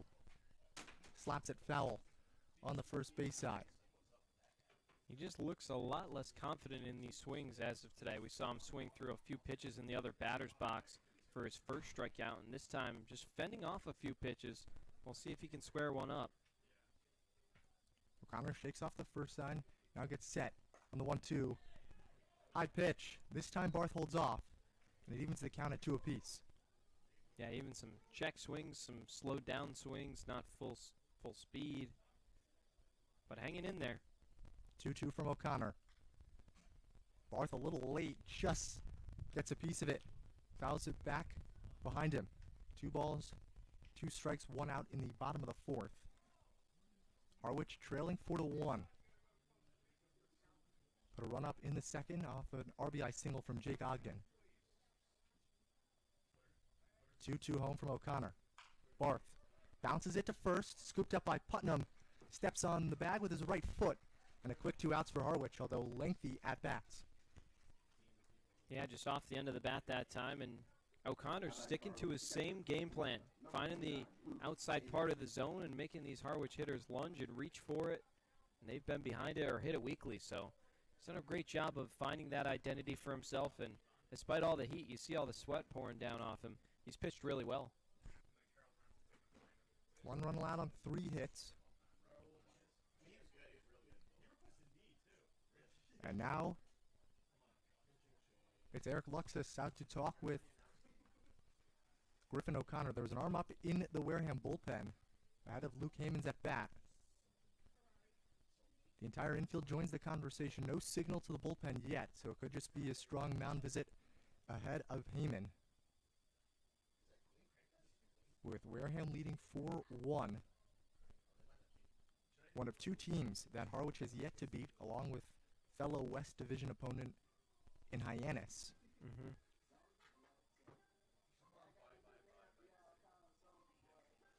Harwich in the midst of an 8-game losing streak.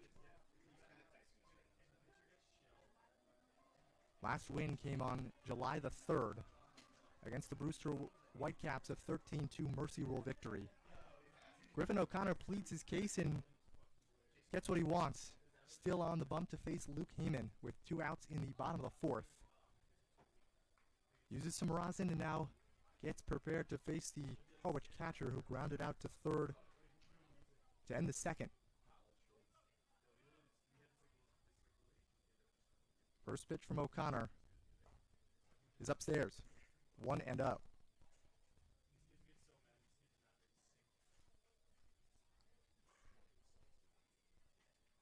The delivery. Heyman holds off, but it's at the bottom of the zone. 1-1. And this is probably the right decision to stick with O'Connor. You got a 3-run lead facing a guy who's really struggled at the plate in Luke Heyman. He grounded out in the first at bat. Base is empty. Let him go his 4 innings. Heyman whiffs at the slider, and it's 1-2. 2 outs in the bottom of the 4th.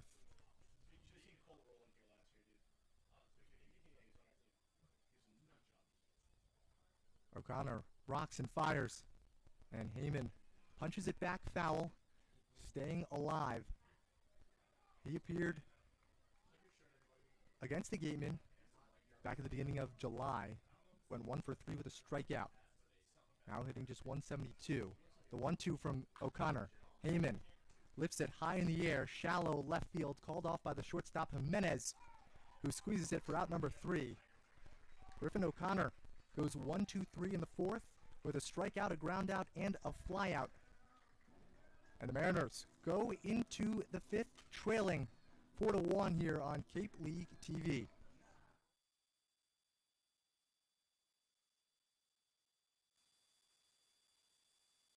Here at the Mass State Lottery, we're known for our monster wins. But there's no bigger win than the $1 billion we provide each year to support all 351 cities and towns in Massachusetts. In our game, we know that supporting local businesses and helping communities is how we all win. Because at the lottery, we're all playing for the home team. The Mass State Lottery. Welcome to the state of winning.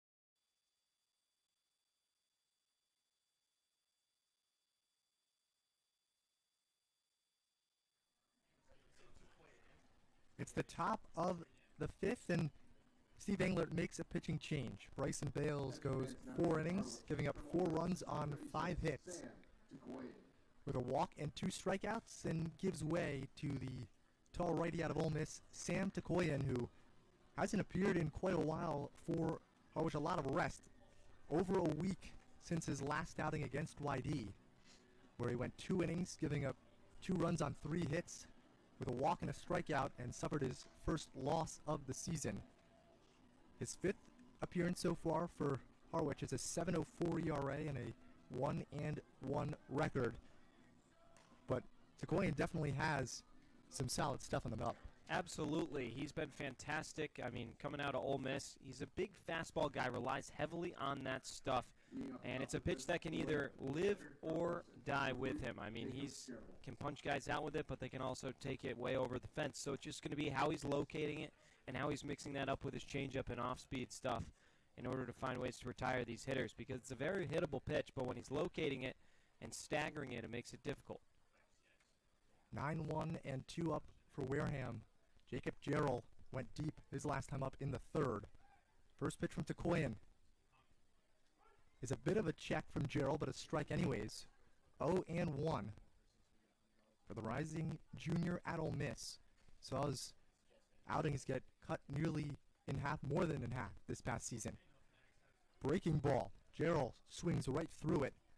Quickly ahead 0-2 to the Wareham catcher, a rising junior at Clemson, who hit his 2nd home run of the season in the 3rd. 0-2 from Tikoyan. Check swing up in the zone. And Chris Engstrand says that Jarrell held up, so it's 1-2. Yeah, but it's good, though. He's drawing the eyes and making hitters tempted. That time Jarrell holding up, but still the thought. 1-2. Down he goes. Jacob Jarrell, after a home run, strikes out swinging. And a strong entrance in the ballgame for Sam Tikoyan. Oh, yeah. He looks so composed out there, so confident. Even after the borderline pitch, didn't waste a second. Finds a great location for this one down low and just places it perfectly. Got to be real happy with that pitch. And big first out heading into the top of the order.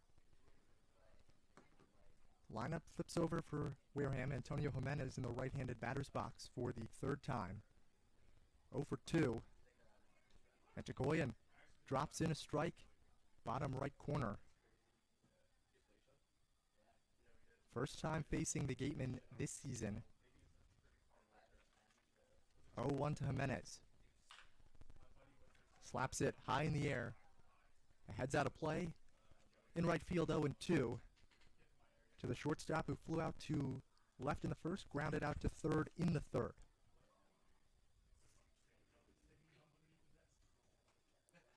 Jimenez, always been a guy that's been a pain, though, for Harwich. He's been on base 5 times across the 2 games coming in tonight against Harwich.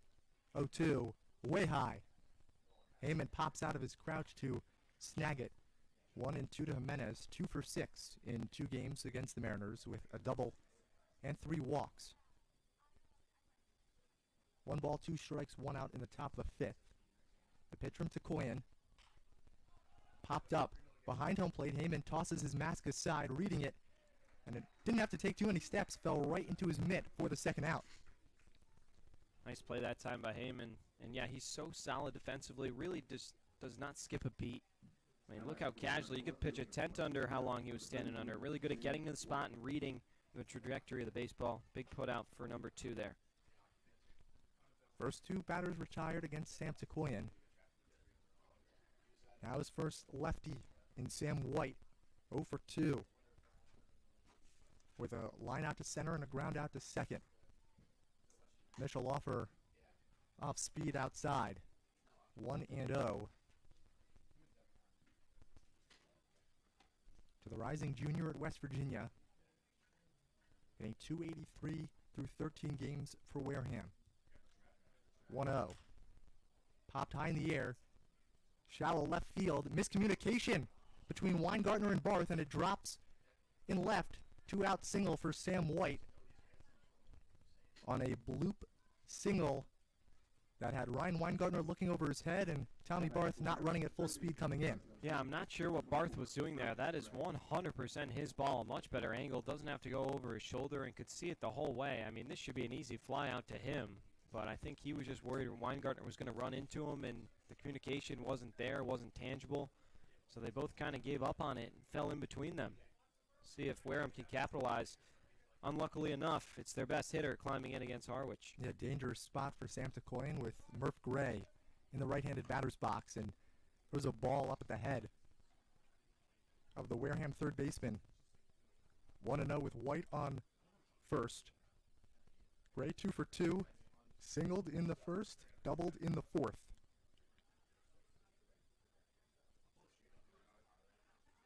One 0. Waves out a slider down in the dirt. Uncomfortable swing there from Gray. Evens the count at 1. Yeah, and he went up on his heels in that swing. Completely unorthodox and uncharacteristic for Murph Gray. I mean, really was fooled that time. Helmet almost fell off his head, and he was looking up. The 1-1. Tekoyan nearly dots the outside corner just outside. 2-1 to Gray. Has already bounced back strong after an 0-for-3 performance last night against Brewster. Wareham's first shutout of the season. 2-1 from Tekoyan.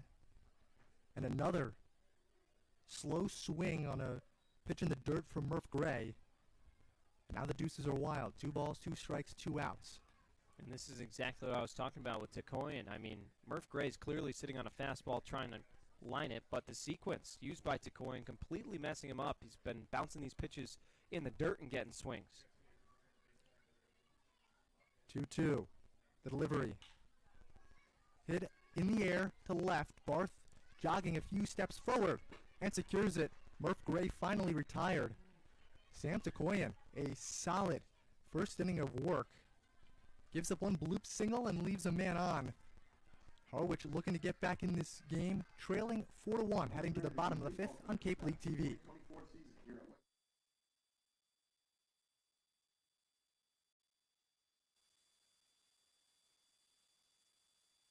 At White House Field or cheering from home, gear up with some official Harwich Mariners merchandise. Order online or visit our booth behind home plate. See you soon, and roll NERS.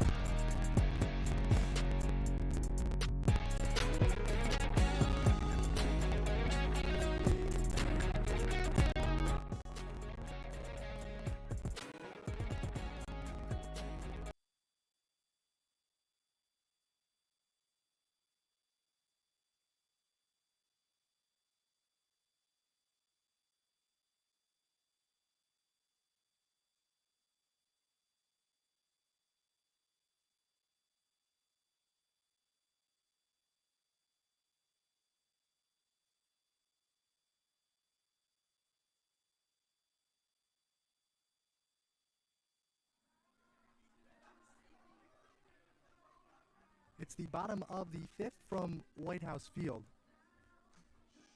With Devin Delbeck, I'm Skylar Wilkes. Mariners trailing the Gatemen 4-1. And Griffin O'Connor, not a bad outing. 4 innings, 1 run allowed, 3 hits with 2 walks, 3 strikeouts. Gives way to Gavin Black, righty out of Mississippi State, and for his 8th appearance already for Wareham, 13 in the 3rd innings pitched, has a .68 ERA with 6 walks and 16 strikeouts. So a really talented arm here for Ryan Smythe, second-year Gateman. Facing 9-1-2, starting with Cam Maldonado. First pitch from Black is in there for a called strike. Clocked in at 95. Was just a mile off, probably 94, according to our TrackMan stats. Behind 0-1 is Maldonado. Black trying to go to this well again and misses down and out. 1-1 to the Harwich right fielder, who struck out looking in the 3rd. But a big change here between O'Connor and Black, at least in overall velocity. 1-1 to Maldonado. And that's high. 2 balls and a strike. Yeah, he's definitely pumping and pounding the zone, so Harwich going to have to adjust. Also looks a lot different coming out of the hand. You saw O'Connor had a little bit more of a 3/4 delivery. It's very over the top by Black. 2-1. That finds the zone. 2 balls, 2 strikes to Cam Maldonado. Coming off a 2-for-3 performance on Friday against Katuitt with a home run.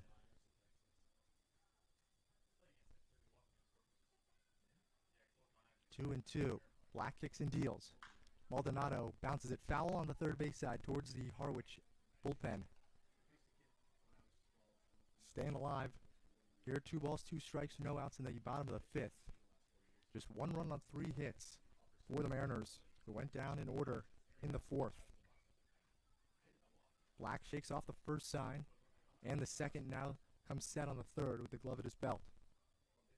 From the windup, 2-2. Maldonado skies it in the air. Foul territory towards the bullpen.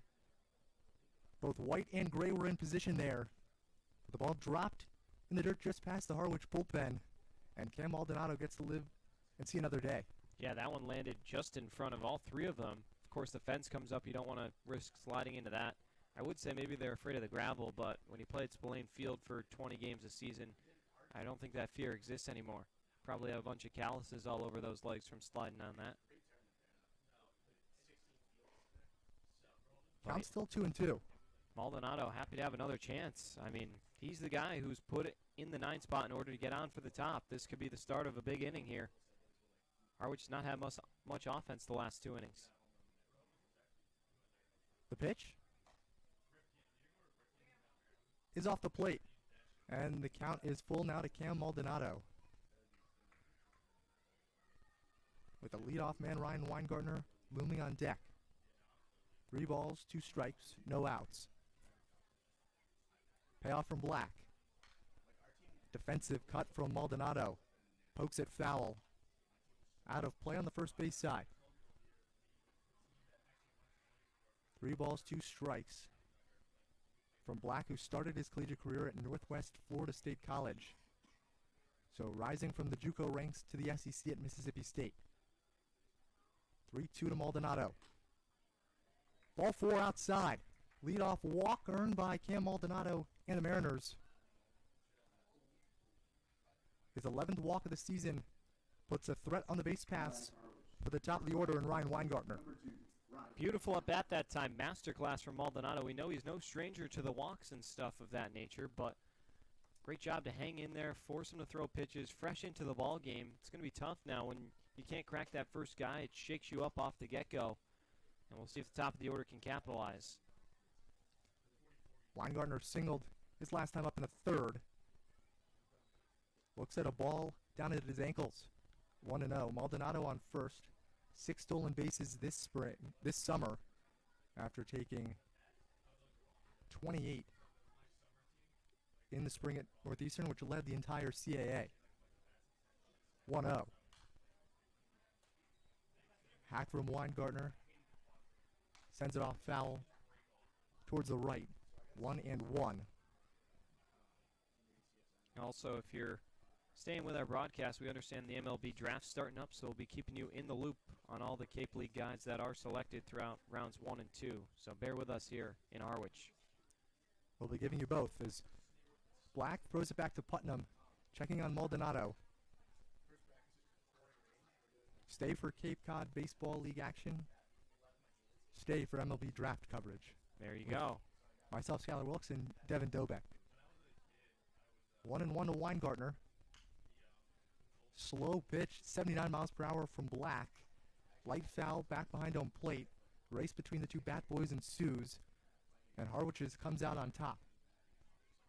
And a couple former Harwich Mariners set to go tonight, or at least we expect. So, yeah, it should be a fun time to do both. The 1-2.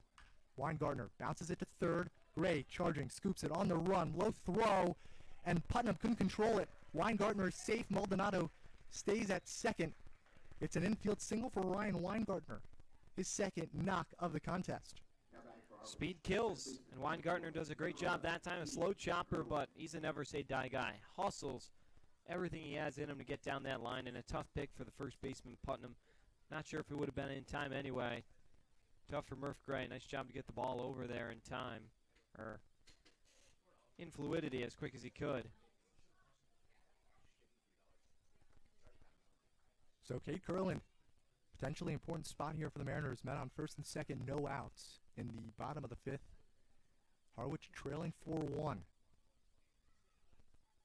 Weingartner on first, Maldonado on second. He's dancing. First pitch to Curlin. Swung on and missed. 0-1 to the Mariners' second baseman, who's flown out to center 2 times. Went 2 for 4 on Friday against Katuitt with a run batted in. 14 hits in 11 games for the rising junior at Florida, who slaps that to left. That's down. Maldonado puts on the brakes at third. Cade Curlin aboard with a single, and the bases are loaded. Still no outs for the Mariners. How about this? The starter gets out of the game, and you start to get to the reliever. Beautiful swing that time. Put on the baseball by Cade Curlin, the guy who really needed a hit. And now you're trailing by 3, but you got the lead run stepping into the box. Talking about needing a hit, here's Danny Dickinson. 0 for 4 on Friday against Katuitt. 0 for 1 so far with a fly out to left and a walk. Curlin on first, Weingartner on second, Maldonado on third. First pitch, Dickinson pops it up in the air. Foul territory, and Eli Putnam, the first baseman, snags it for out number 1. Not the at-bat you wanted out of your 3-hitter Dickinson. No, that'll hurt, and he's a guy who's had a lot of pop-ups as of late. Not a lot of strikeouts, but the pop-ups have killed him. And just another one there in a situation you absolutely cannot do that. An unproductive out, and one the Mariners would like to have back. Matt Scannell, though, the man, the myth, the legend, digs into the batter's box. Lefty on right for Scannell with bases loaded and 1 out. Bottom of the 5th, Scannell is 1 for 1 with a triple and a walk. Watches the first pitch drop down. 1-0 with the impressive righty Gavin Black. Again, just a .68 ERA in 7 games with a .90 whip. That climbs towards the top of the zone. 1-1 to Scannell. Some serious rays coming in over from our left. There's a big glare here in the press box. We'll see how that affects players in center and right field for the Gatemen. Already has made some noise earlier, but now coming in really strong. 1-1. It's a ball. Shade almost has completely covered the infield. All of right is exposed and center, with shade starting to creep over the left side. 2 balls and a strike to Scannell. 1 out, bases loaded in the bottom of the 5th. Fastball misses off the plate. 3-1 to Matt Scannell. Gavin Black has nowhere to put him with 1 pitch to throw. Curlin on first, Weingartner on second, Maldonado on third. Harwich trailing 4-1. Black comes out the belt from the stretch. Scannell slaps that to left field. Sam White laying out, makes the catch. And then they double up Weingartner as both runners thought it fell. And Sam White, with another highlight reel catch, takes an extra base hit away from Matt Scannell. And the Mariners, from bases loaded with no outs, come up completely empty-handed on a Superman dive from the Canadian left fielder. Wow. 2 hits in the inning, 1 walk. And the Mariners can't get any runners to cross, trailing 4-1 at the end of 5. And despite that phenomenal play to end the inning, we got to give you a preview of the next 3 up for the Harwich Mariners. Tomorrow on the road to face another West Division opponent in Bourne before an off day on Tuesday, and then back on the road to face Brewster on Wednesday, and then a makeup game at YD on Thursday. So after back-to-back West Division opponents, 2 big East Division matchups on the docket for Harwich. 3 winnable games, but 3 formidable opponents.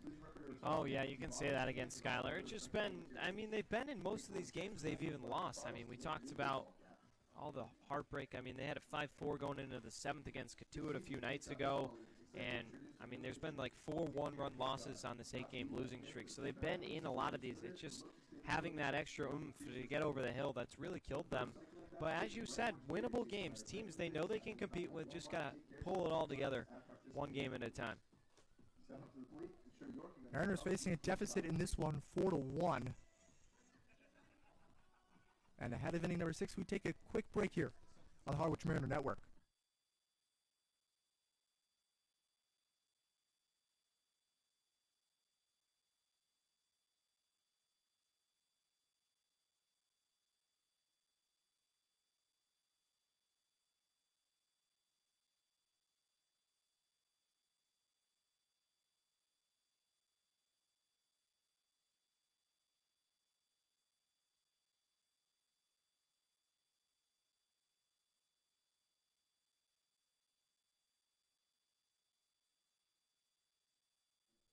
Center fielder from Tennessee, number 7, Reese Chapman. Back at White House Field for the top of the 6th. Mariners had a perfect chance to chip into this deficit, trailing 4-1.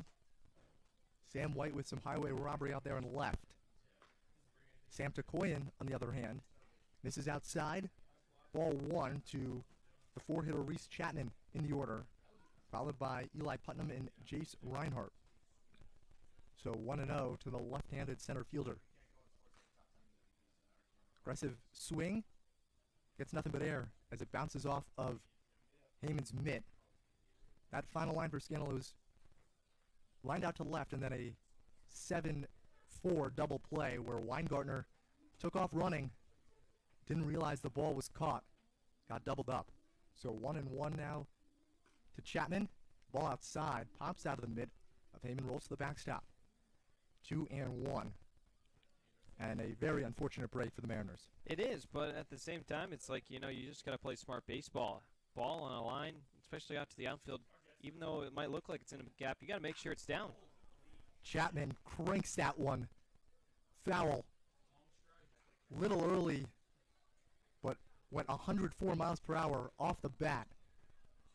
Turned on it, and if that was fair, that was surefire gone. Oh, surefire.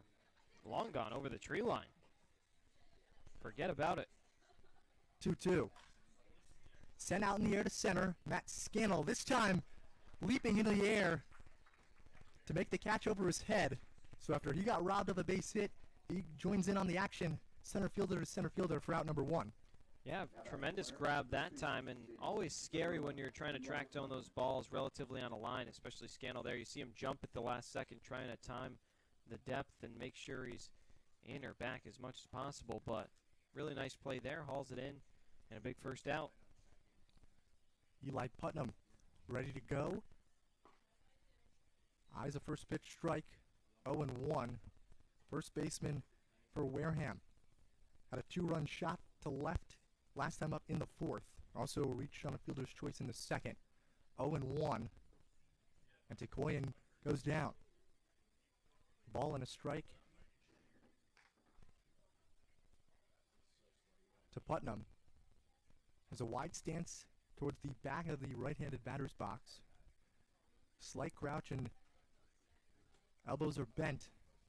The bat to the right of his ear. Swings and misses at the slider that not even Heyman could corral. And it's 1-2 to Putnam. Yeah, nice pitch that time, but got to be careful sometimes when you elevate those pitches in the zone like that. If they get tagged, they might not ever come down. Gets away with the gamble that time, and it's good to mix in once in a while in the sequence, but something to watch out for. The 1-2 from Tikoyan. Off speed, in at the letters. 2 balls, 2 strikes to Eli Putnam. Tall 6'4" rising senior Davidson. Hitting .279 this season for Wareham. 2-2. Sent foul, first base side. As the #1 pick in the MLB draft is a Cape League alum.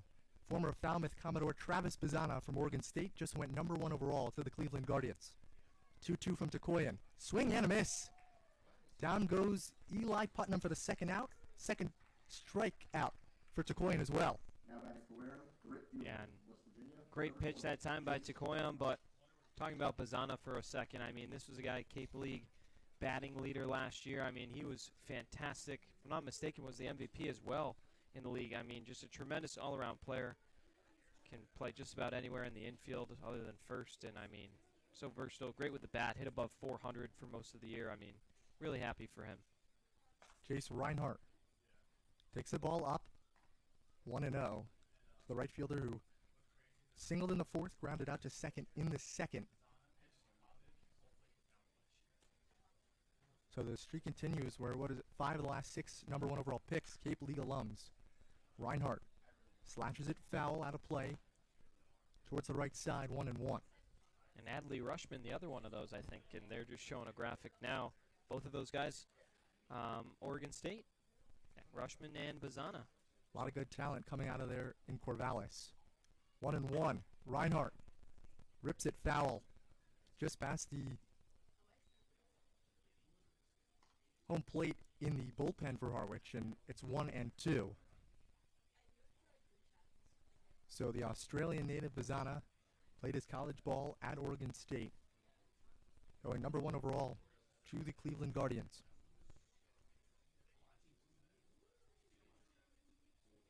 One and two from Tikoyan. Up at the head of Reinhardt. Evens the count at 2 apiece. So congratulations to the Commodores for producing #1 overall pick. And they're going to have another pick coming shortly. Charlie Condon, 2023 royalty. Should be going in the next 5-6 picks. 2-2 from Tikoyan. Down he goes. Reinhardt strikes out swinging. And the Gatemen go down in order for the first time today, including 2 punch-outs from Tikoyan. 4-1. The Gatemen lead, heading to the bottom of the 6th here on the Harwich Mariner Network. Get ready for big results with our small machines. With more power, performance, comfort, and savings. They're ready for every job. And we're ready with plenty of inventory, the best support in the business, same-day parts availability, and locations across the Northeast. So you can always be ready to work. Milton Cat, always ready.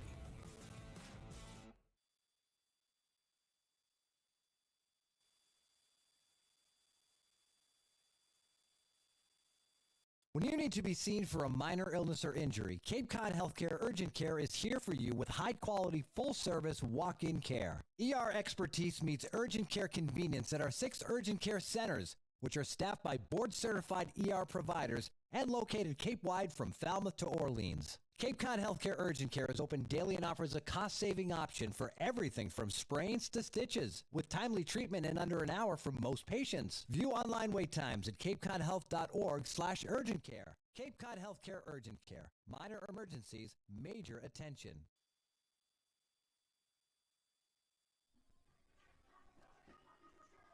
Gavin Black ready for his second inning of work and definitely ran into some trouble in the fifth, but got a whole lot of help from his left fielder, Sam White.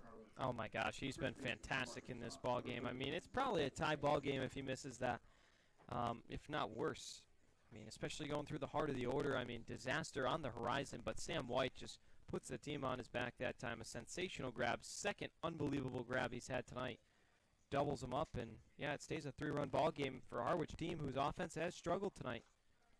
Michael Anderson fined 0-1 on a fastball right down Broadway.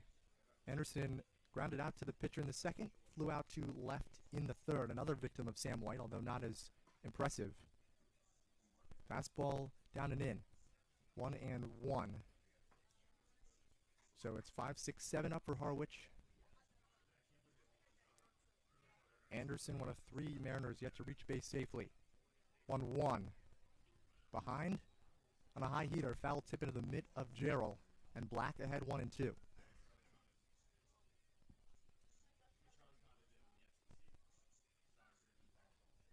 Black comes set at the belt, parallel to the plate. Kicks and deals. Down and out.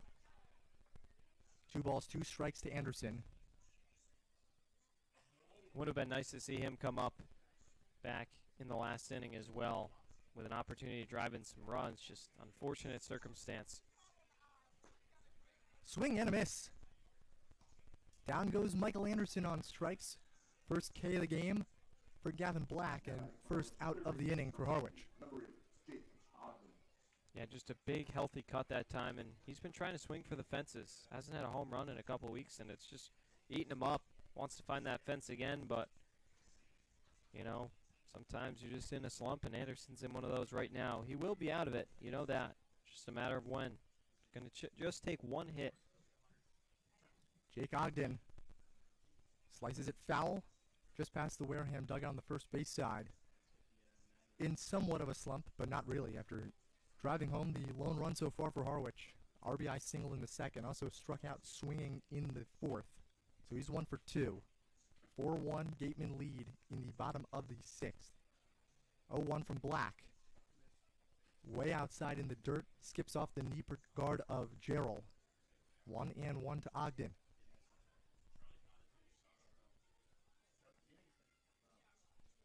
Ogden did have that big RBI single in the second, but another guy who's just trying to find a way to string a few together like it was earlier in the season. The 1-1. High and out. 2 balls in, a strike to Ogden, who got to pitch on Friday night against Catuit. Went a third of an inning, gave up a hit, but also got an out. Pitched briefly last summer with the Florence Flamingos in the Coastal Plain League. 2-1 is down. 3 balls and a strike to Ogden. Also made 4 appearances in his freshman year at Division II Barry University, where he got 4 saves in a save in each appearance. So was technically no stranger to the mound, but hadn't pitched really at the Division I level. 3-1 from Black. And a pitch down. Ogden takes it for ball 4. Second walk issued by Black, and a leadoff runner on for Harwich. Yeah, that's a big walk there. Get some pressure on the base paths. Ogden is overdue for a steal, and maybe Steve Engler, given how his offense played tonight, figures he's got to be a little more aggressive. Yeah, contact coming up in Tommy Barth, power with Luke Heyman, so opportunity to do some stuff here. It's just going to be how will they play their hand. So 1 on, 1 out for Tommy Barth. Fastball upstairs from Black. 1-0. And Jacob Gerald wants to go out and talk with his battery mate.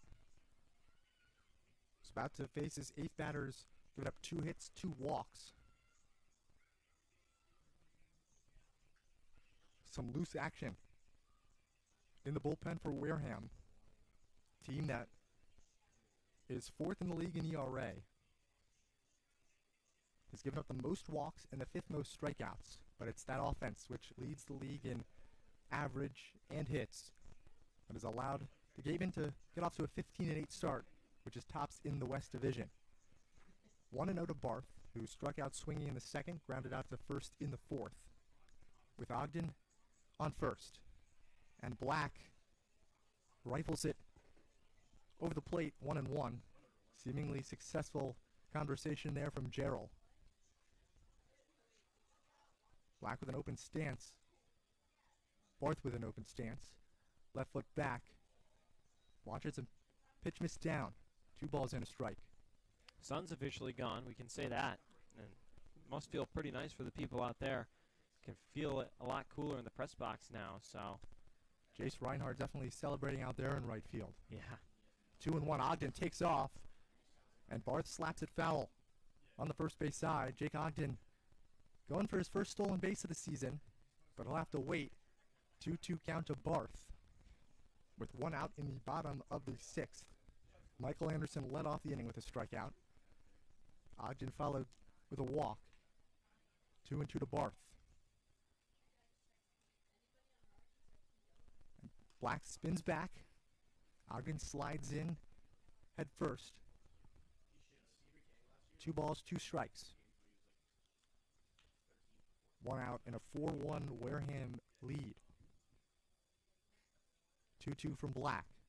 Barth rolls it. Gloved by Gray. Gets up. Throw to first, not in time. It's an infield single from Tommy Barth. Great diving effort by Murph Gray. Fully extended there at third base.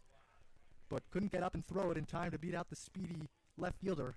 2 men on for Harwich. Just 1 out. Yeah, beautiful play that time by Murph, but unfortunately there's a select handful of guys on this team that as soon as you dive on the far side of the infield, they're going to have an infield hit no matter what kind of play you make. So, yes, nice job to get up and make the throw, but Tommy Barth, one of those few speed demons that really is pivotal to help. Men on first and second, 1 out for Luke Heyman. It's a first pitch strike as another Cape League alum just went off the board at number 3 to the Colorado Rockies, and is another Falmouth Commodore in Georgia's Charlie Condon. Yeah, tremendous player. Had the luxury of getting to watch both of those guys last year. Ironically enough, Falmouth was not that great till the end of the season, but they've produced talent, they've farmed it, and credit to Jeff Trundy. He must have done a little something in addition to those college coaches. Got to feel pretty good. Big smile on his face tonight. So 2 of the first 3 picks of the draft are Cape League alums and Falmouth Commodores. 1-1 to Heyman. Missed tight.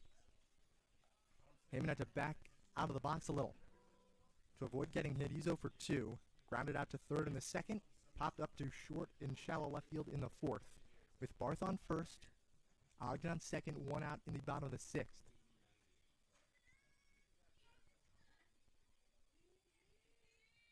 Black deals from the windup, and Heyman just holds off on the breaking ball. 2-2. 1 swing of the bat could tie things up from a guy who hit 16 homers this past spring at Florida. 2 balls, 2 strikes, 1 out. The delivery from Black is a ball low. Wareham not a fan of that missed call from Jacob Ashworth. And again, you can't blame him. A borderline pitch, but there's been a couple for either side here tonight, so everything kind of shaking out to be even. Payoff from Black. Heyman skies it a mile high in the air, won't make it out of the infield. Called off by the shortstop Antonio Jimenez, who grabs it for the second out. Luke Heyman, if there was a league lead for highest hit flyouts, he would probably be in the front by a mile. I mean, yeah, he's just had trouble. Danny Dickinson, another guy to mention in that same struggling boat, just popping up a lot of pitches. And, you know, it's something that they'll make one small tweak and it'll fix itself. But in the meantime, you know, it's got to be pretty frustrating for those guys who are both traditionally great hitters.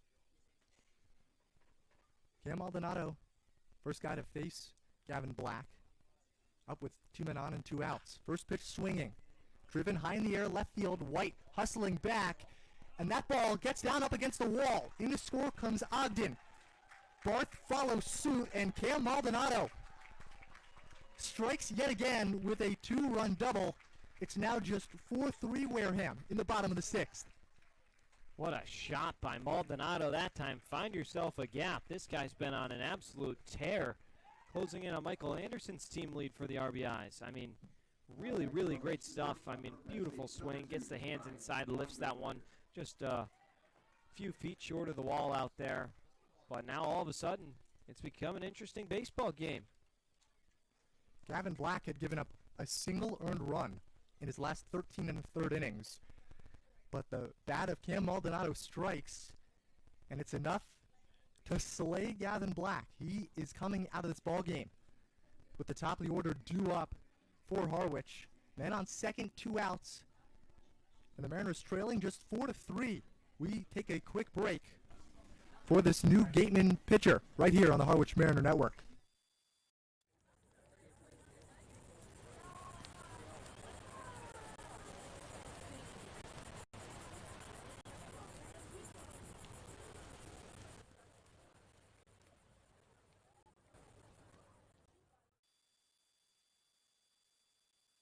Here at the State Lottery, we're known for our monster wins. But there's no bigger win than the $1 billion we provide each year to support all 351 cities and towns in Massachusetts. In our game, we know that supporting local businesses and helping communities is how we all win. Because at the lottery, we're all playing for the home team.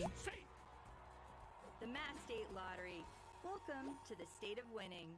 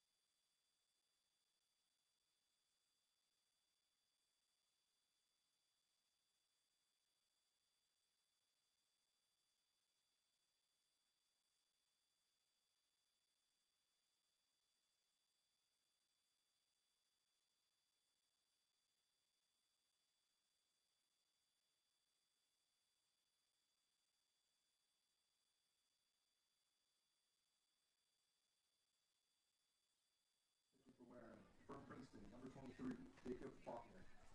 So Gavin Black with an uncharacteristic performance. 4 hits in an inning and 2/3. Like I mentioned, had only given up just 1 earned run in the last 13 and a third innings. Giving up just 6 hits. And now taking over for Wareham is the submarine throwing righty Jacob Faulkner out of Princeton in for his 8th appearance. In 11 and a third innings pitched, he has a 3.18 ERA. And on a righty-heavy team, that delivery may be a whole challenge. Oh, absolutely. It completely changes the dynamic of the game. Everything, your vision, your hands, your timing, everything's completely new. So we'll see how Harwich is able to adapt. It's a 1-run game, tying runs on second, but not going to be easy. It's the top of the order up for Harwich after Cam Maldonado with a 2-run double stands on second. Ryan Weingartner up for the 4th time, has singled his last 2 times up, also flew out to right in the first. Initial offer from Faulkner as the runner takes off, throw down from Gerald, and Maldonado is out. Trying to plead his case, but a big out there. Runner in scoring position, and one of your fastest guys, Jacob Gerald, comes up clutch. And that ends the inning here in the 6th. Mariners inch a little closer, thanks to the bat of Cam Maldonado, drives home 2 on a double, but then gets caught stealing third to end the inning. Through 6, it's the Gatemen 4 and the Mariners 3. Heading into the home stretch of the ball game, my partner Devin Dobek takes over the rest of the way. You won't want to miss it right here on the Harwich Mariner Network.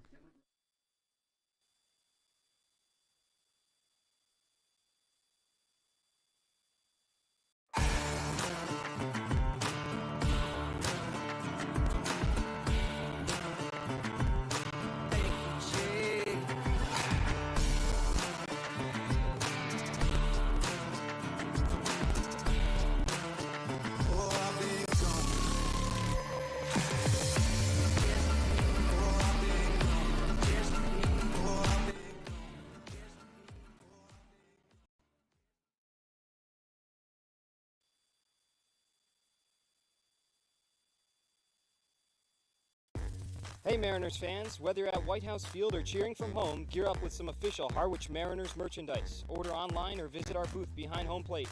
See you soon, and roll NERS.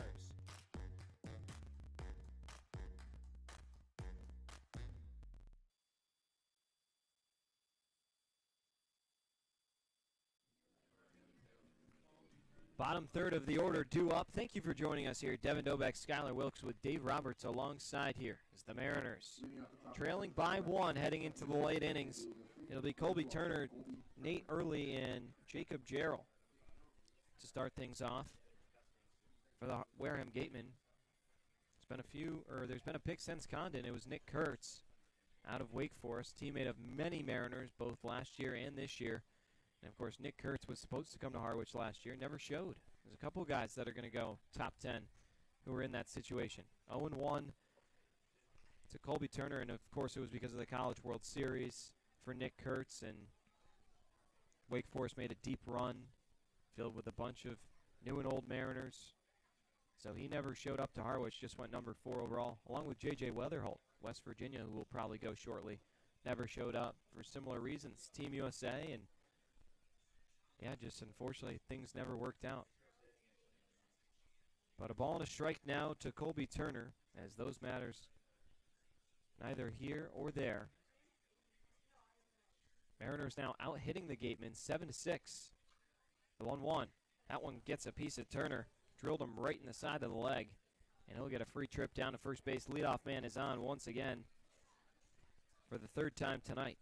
It's a rare miss from Takoyan, who's been really solid so far. 1-2-3 inning in the 6th, gave up a bloop single in the 5th, so he's been nearly perfect, but that time just came out of his hand awkward and plunked Turner right in the hip. So Early's turn now. He'll dig in. Early on the season, hitting .261 in his 17th game here tonight. First pitch to him misses up high, 1-0. On the night, he's grounded out to second and also struck out. Mariners coming off that big innings. Got to feel good for them. Obviously, they would have liked more. Maldonado trying to get a little greedy there, whether a play was on or not.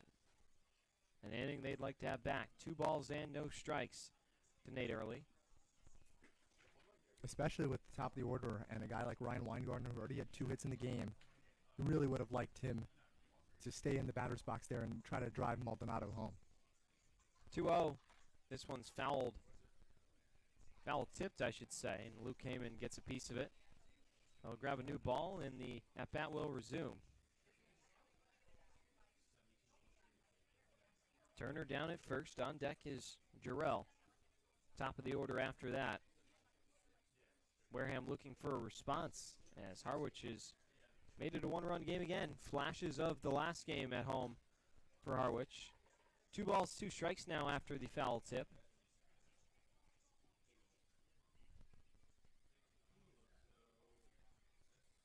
Takoyan taking his time out on the mound. Going pitch by pitch. It's already been a strong outing for him so far since coming in the 5th. He'll take a look over at first base. Anderson applies the tag, but he'll be in there safely. There's no arm up in the bullpen, although Takoyan's longest outing this season is 3 innings, so he could be working on his last, or it might push him farther. 2-2. Fouled back over our heads. Actually looked like it was coming at us for a brief moment, but it escapes, and I'm sure some kids will be happy that it did. Early in the left-hand side, Takoyan dangling that right arm. Now comes set at the belt, bringing it up to his neck, tapping that left leg. The 2-2.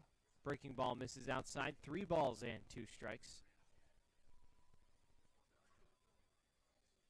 So in jeopardy of issuing what would be his first walk of the outing. Has already hit a man who stands over at first. Payoff pitch set. And this one is cranked, but leaking foul towards the pole. Giving a bid to try and make the play is Maldonado. And he's in some pain sliding across those rocks. Almost made a sensational grab. And he's going to need a minute to gather himself before he heads back to right field. What a tremendous effort from Cam Maldonado. Foul territory, going towards the bullpen where there's someone actively warming up, and he went full extension. Used every inch of that 6'3" frame to try to lay out and grab it. And the ball was in his glove. It just popped out. That would have probably topped Sam White's catch from earlier in the 5th inning. Especially with the fence there. A great effort. I thought it was going over the fence foul. Instead, Maldonado out of nowhere, out of my blind spot between the pillar here. As check swing, did he go? Runner takes off and steals. And I believe they will say he did. So it'll be a strikeout, but a stolen base as well. Tekoyan's got 4 punch-outs of the 7 outs he's recorded. Matches a season high from his first win of the season against Orleans back on June 21st. So after that rocky outing last time out against YD where he suffered the loss, Tekoyan looks like an entirely new pitcher. Pitch to Jarrell. Cut on and missed 0-1. Jarrell on the day homered back in the 3rd inning, a solo shot. Gave Wareham the lead back, and then he struck out in the 5th inning. He's got some serious power. Speed down at second, too. Pop up, foul territory. Anderson ranging over towards the dugout. Some Gatemen will have to get out of the way, but it escapes. And so Anderson retreating back to first. The count goes to 0-2.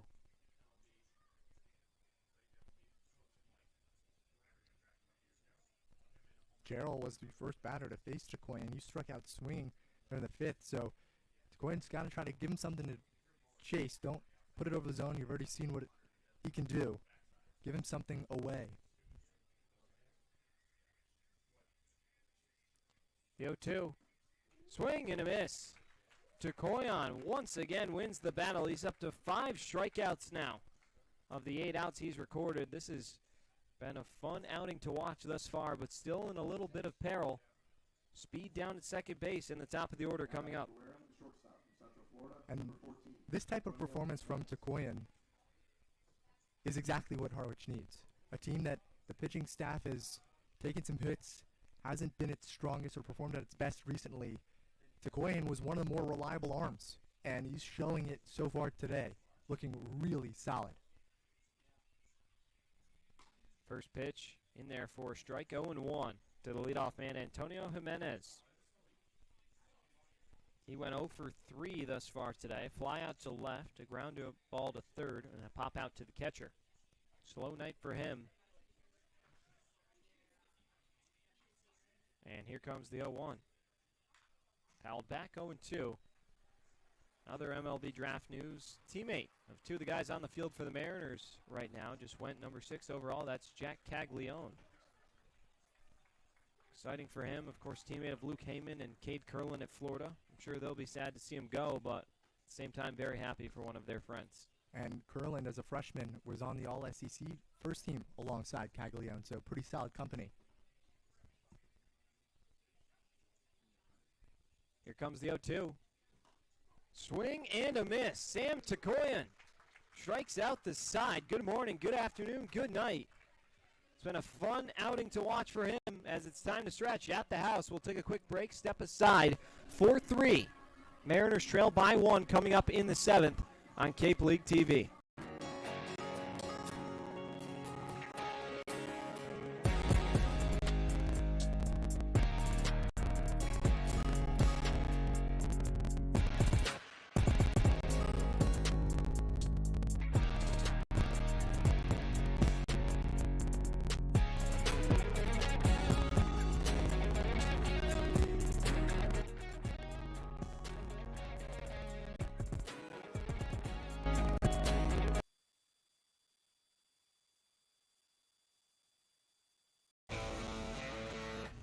Get ready for big results with our small machines. With more power, performance, comfort, and savings. They are ready for every job. And we're ready with plenty of inventory, the best support in the business, same-day parts availability, and locations across the Northeast.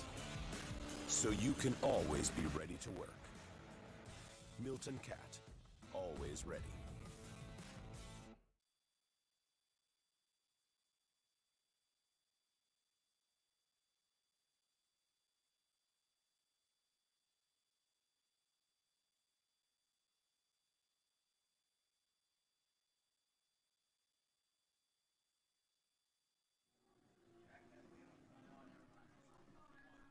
Top of the order for the Harwich Mariners. Ryan Weingartner, Cade Curlin, and Danny Dickinson due up, looking to even up this ball game or take the lead. They trail at 4-3 in the home half of the seventh.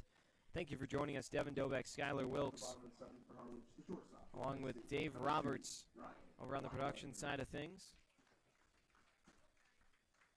It's been a good ball game thus far. Mariners continuing to claw their way back, as it seems they do most often, but maybe something different in store here. First pitch misses down low, 1-0. Jacob Faulkner on the mound for the Gatemen. Of course, that crazy delivery, not something we're accustomed to seeing too often or frequent here on the Cape. Weingartner's at bat suspended back in the sixth inning when Cam Maldonado was thrown out down at third base. So he'll climb back in here, ahead in the count 2-0. Favorable for him.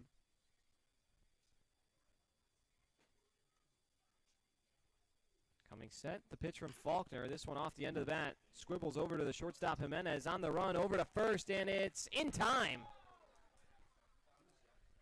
Bench can't believe it for Harwich. Bang, bang play. And credit to Jimenez. You got to make a sensational play in order to beat speed like that. But went with the momentum and records a big out, number one.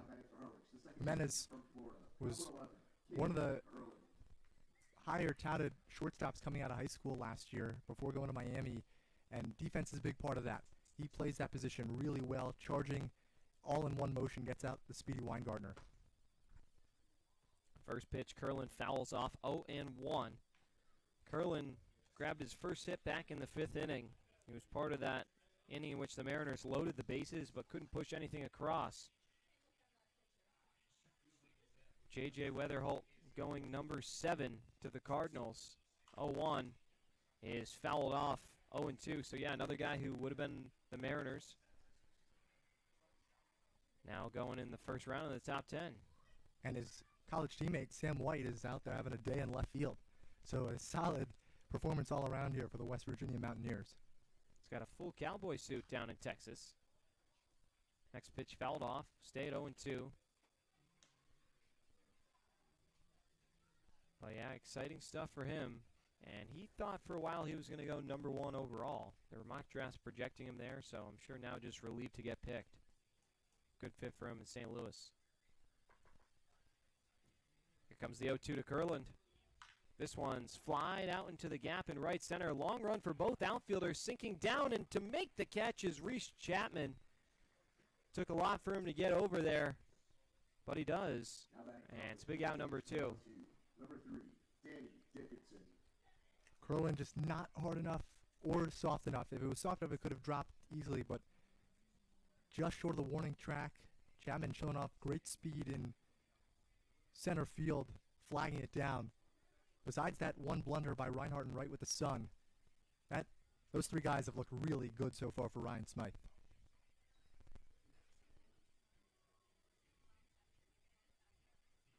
Dickinson on the day, 0 for 2. A fly out to left in which Sam White robbed him of extra bases. A walk and then a pop out to first. 1-0 is on the outside corner for a strike, 1-1. Matt Scannell on deck. A guy more than capable of evening this game up with one swing. 1-1 pitch. In at the knees for a strike, 1-2. The Mariners a pitch away from going down in order.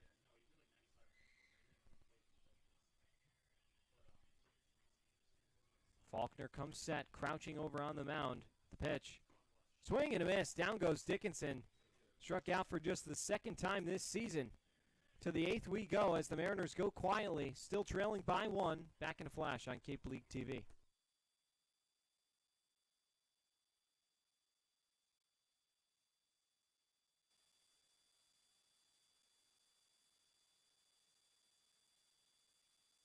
When you need to be seen for a minor illness or injury, Cape Cod Healthcare Urgent Care is here for you with high-quality, full-service walk-in care. ER expertise meets urgent care convenience at our 6 urgent care centers, which are staffed by board-certified ER providers and located Cape-wide from Falmouth to Orleans. Cape Cod Healthcare Urgent Care is open daily and offers a cost-saving option for everything from sprains to stitches, with timely treatment in under an hour for most patients. View online wait times at capecodhealth.org/urgent care. Cape Cod Healthcare Urgent Care. Minor emergencies, major attention.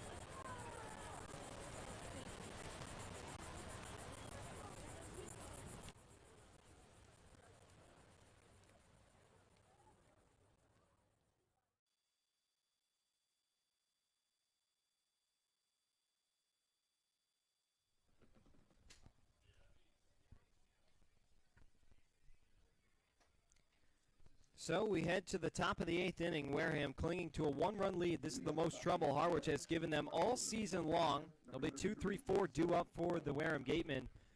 And that is a lot of turbulence for Sam Takoyan now heading into what will be his 4th inning of work. He's been fantastic up to this point, 6 strikeouts. But a bit of a gauntlet going through Sam White, Murph Gray, and Reese Chapman. Sam White has already obtained a hit off of Sam Takoyan. In addition, he's flied out to center and grounded out to second. Takoyan behind in the count, 1-0. It has been the Sam White game. You're just almost expecting him to do something else special because when it's your night, it's your night. 2-0 now to him. Takoyan falling behind in the count. Some stretching going on in the Harwich bullpen, but nobody really up and throwing. Angler very excited and happy with the outing he's getting from Takoyan, who's been exceptional thus far. 2-0 misses down low, 3-0. Again, he hasn't gone more than 3 innings in a game this season. 3 is his max, and his NCAA career high is 3 2/3, which was back on March 17th of 2023. So he has really not been stretched out like this in a while. 3-0 in there for a strike, 3-1. Gray on deck. Wareham looking for some insurance. They haven't had a hit since the 5th inning, in which they only had 1. 3-1 misses up high, and it's a 5-pitch walk issued. That's the most consistent lack of control, I guess you could say, we've seen from Takoyan, who's looks strong, throwing strikes. But that time, maybe it was because it was a lefty in White, but missing high a lot, probably trying to keep it out of his wheelhouse. Has to be extra careful here with Murph Gray striding forward. First walk he's issued tonight.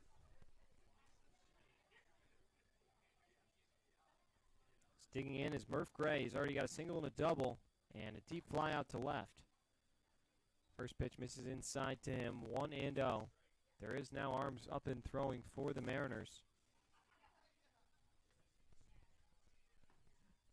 Appears to be Colton Shaw, who's the team ERA leader at 1.35. So Mariners making decisions in a win-now mode.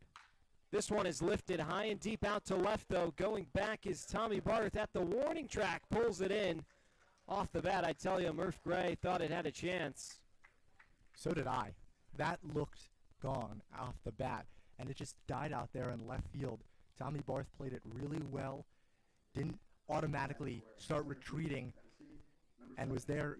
Didn't have to take a whole lot of steps to make that catch. A loud out for the league's top hitter. I mean, that ball looked crushed off the get-go, Skylar. I'd have to agree with you. And Tommy Barth ever so casually saying, no, I got this. Just gliding right under it. And it's got to feel good for Takoyan. A big sigh of relief after that. As bounces one in the dirt, Heyman not going to have a throw down, but a nice stop Brees Chapman digs in, 0 for 2. Flied out off Takoyan back in the 6th. He's also grounded out to second and walked.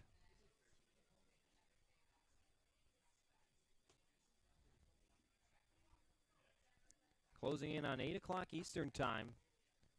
So 10 minutes from now, Harwich and Wareham will have played their longest game head-to-head this season, which previously was 2.5 hours, and the game before 2 hours and 22 minutes. Big lead off down at second for Sam White. I mean, that almost looked like a blunder by him. I mean, it looked like he lost his balance for a second. Takoyan, if he had stepped off, probably would have had him. But White playing the mind games. The 1-0. Misses outside. 2 balls and no strikes.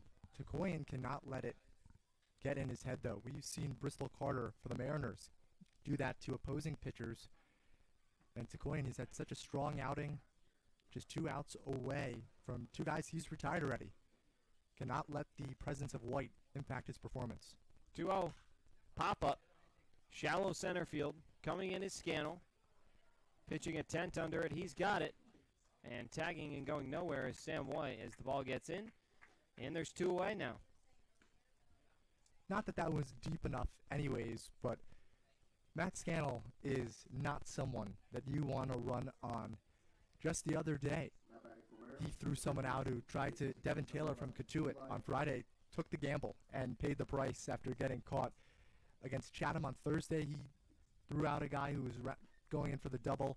His arm is like a rocket out there in center, and he has shown it more than once this season. Yeah, before you added the Chatham example, I was going to correct you and say, Skyler, you said singular days instead of plural. Singular day, I should say, instead of plural. But, yeah, he's just been fantastic, thrown out 2 guys in the last 3 games.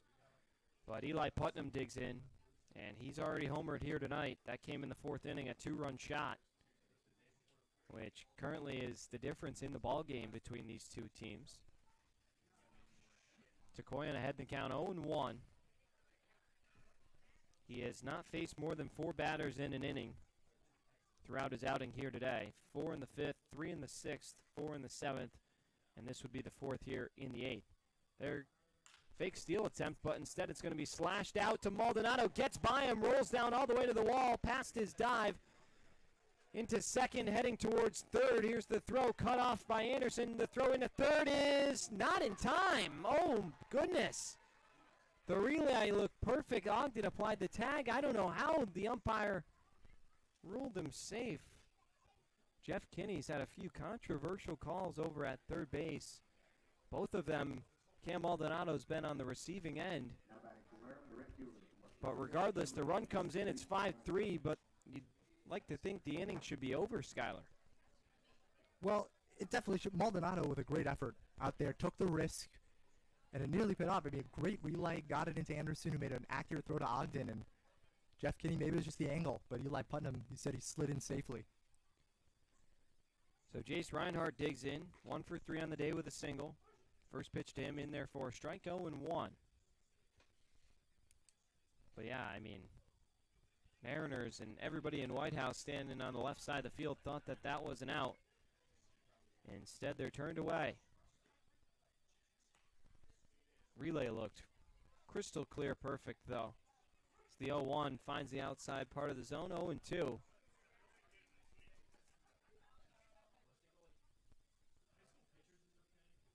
Reinhardt waggling the bat in front of him.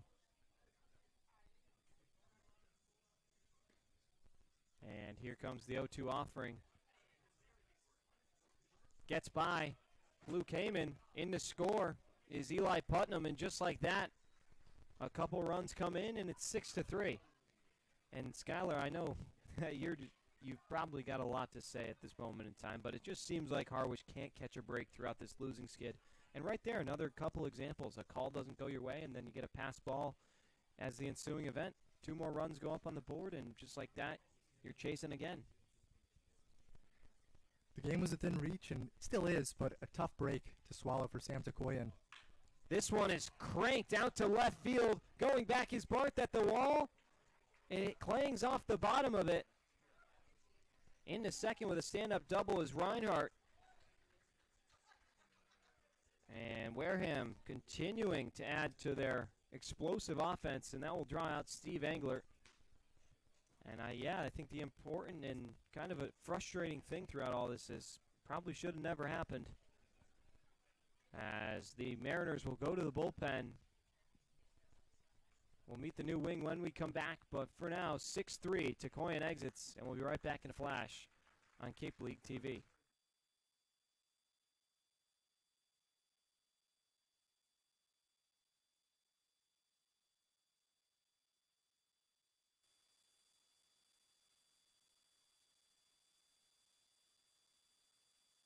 Here at the State Lottery, we're known for our monster wins.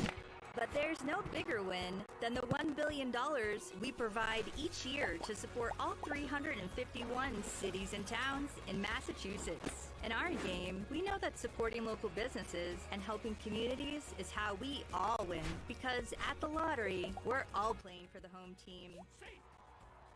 The Mass State Lottery. Welcome to the state of winning.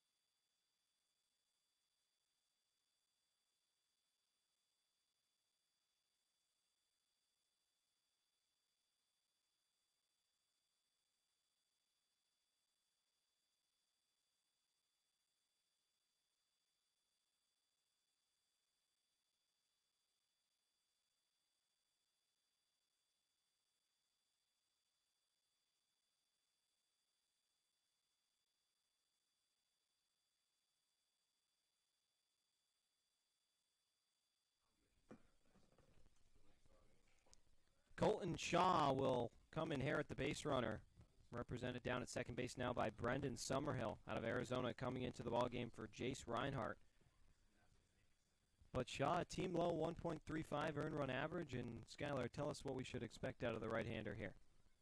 Well, he can be effective at getting outs, looking to bounce back after a rocky outing on Sunday against Chatham, suffered the loss and the blown save against the Anglers in that 13-12 extra inning loss. But before that, pitched really well against Brewster, got the save, pitching the final 3 1/3.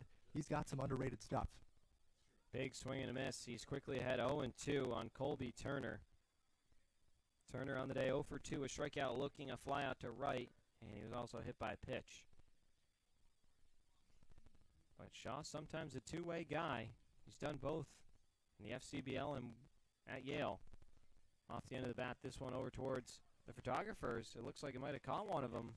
Not sure if that's a Harwich or a Mariner, or a Gatemen, I should say. I believe it's a Wareham team member. They appear to be okay.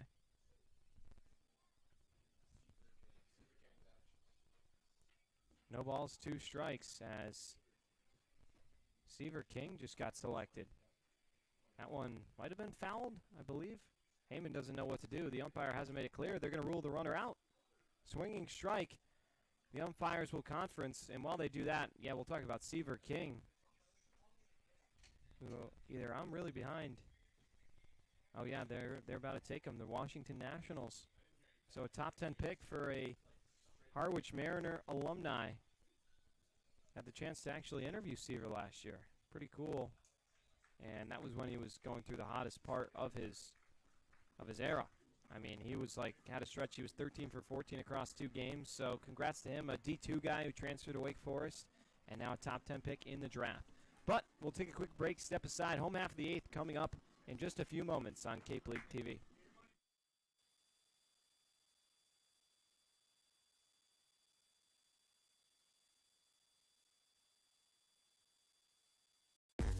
Hey Mariners fans, whether you're at White House Field or cheering from home, gear up with some official Harwich Mariners merchandise. Order online or visit our booth behind home plate. See you soon, and roll NERS.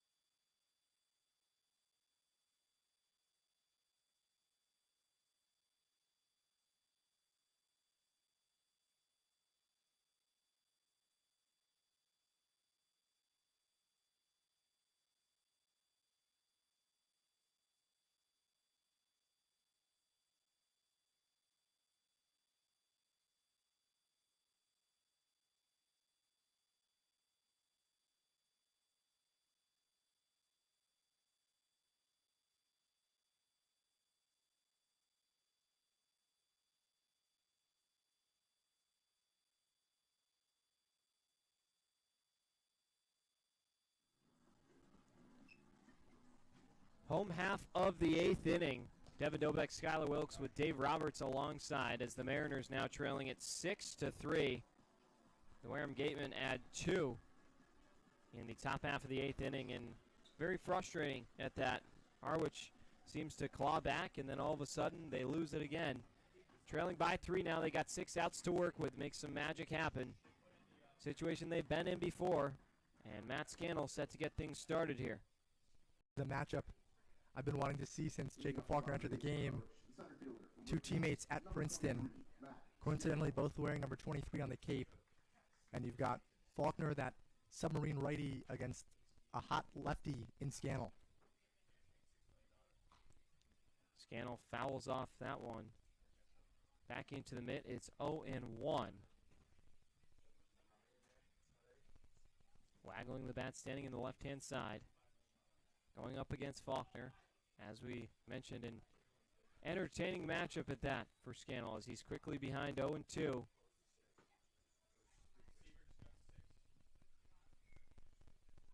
On deck, Michael Anderson, followed by Jake Ogden, part of the Mariner order that really needs to get them going.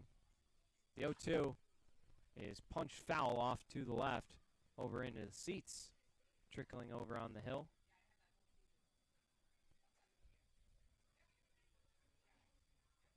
Oh, and 2. Faulkner, the sidewinder, comes set, crouching over, and the pitch. This one once again punched over towards the left side. Harwich coach Freddie had to get down there and duck. He almost took his head off. Stay on your toes, Fred.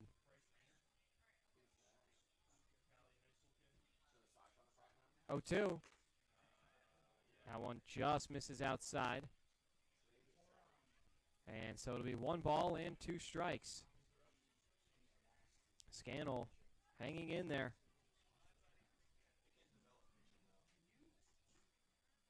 One-two pitch.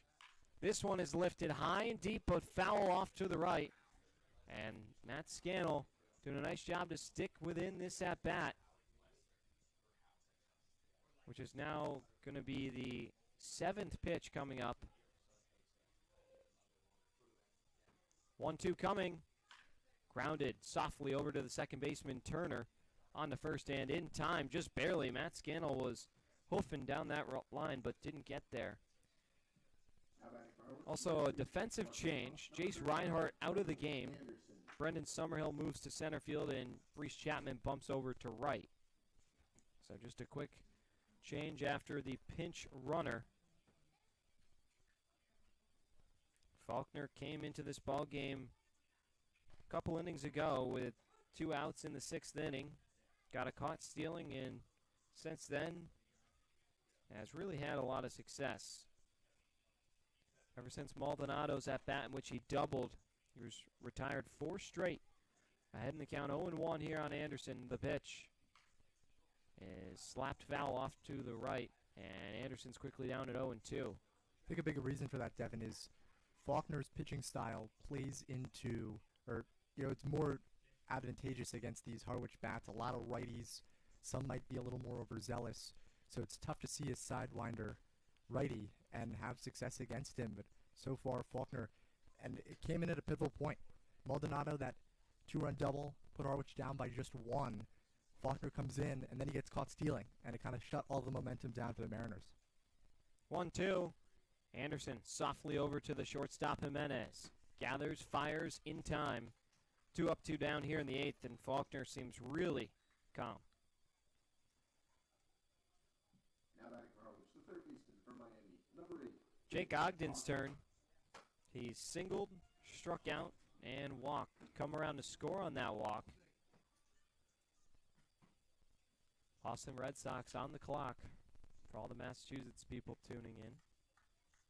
First pitch in there for a ball just below the zone, 1-0.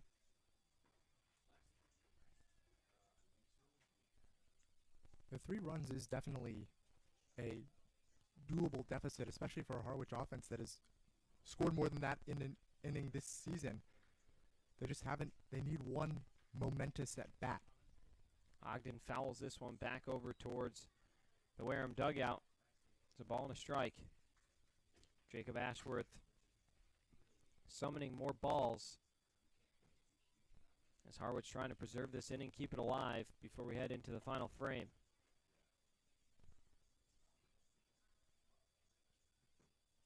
Definitely cooled down here from 84 down to 77 at the ballpark as Ogden sprays this one off the knob of the bat and is going to be able to be retired.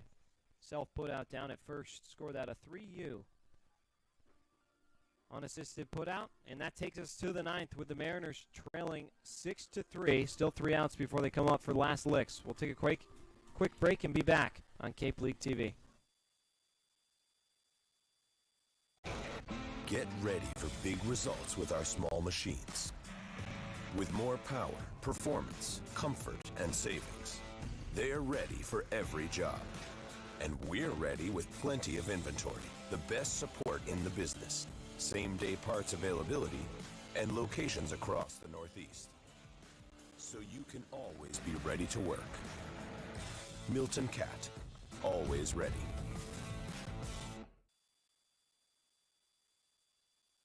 When you need to be seen for a minor illness or injury, Cape Cod Healthcare Urgent Care is here for you with high-quality, full-service walk-in care. ER expertise meets urgent care convenience at our 6 urgent care centers, which are staffed by board-certified ER providers and located Cape-wide from Falmouth to Orleans. Cape Cod Healthcare Urgent Care is open daily and offers a cost-saving option for everything from sprains to stitches, with timely treatment in under an hour for most patients. View online wait times at capecodhealth.org/urgent care. Cape Cod Healthcare Urgent Care. Minor emergencies, major attention.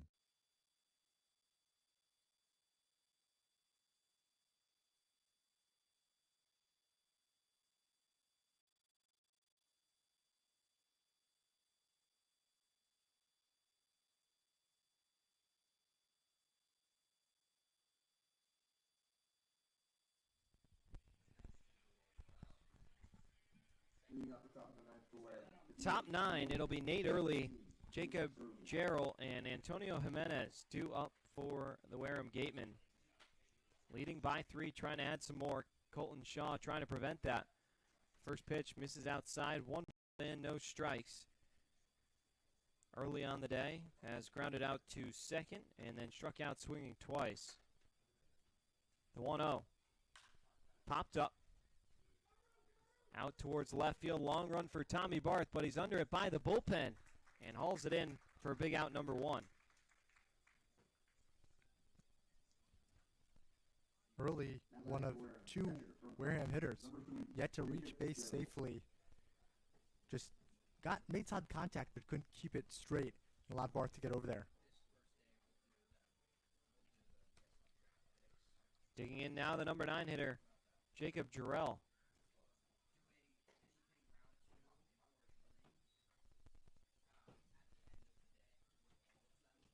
And Red Sox have made their pick. Braden Montgomery, who played for the Yarmouth Dennis Red Sox, ironically enough, for 2 seasons. 2 balls and no strikes to Jarrell. 2-0 pitch. Misses again. It's 3-0. But yeah, Montgomery from the Red Sox to the Red Sox. Pretty ironic there. Great season at Texas A&M. And the 3-0. That one right down the middle. Can't ask for more than that. 3-1.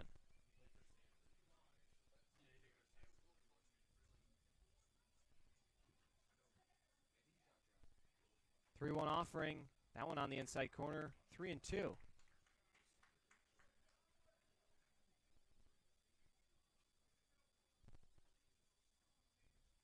Payoff pitch set to come home. Swing and a miss. He got him. Shaw working all the way back. A big punch out. And there's 2 away. That pitch was interesting. Came way in on Jarrell and looked like it was coming almost way inside, and then he just whiffed at it. Shaw doesn't have a direct sidearm release, but very close to it and could be tricky for some righty hitters.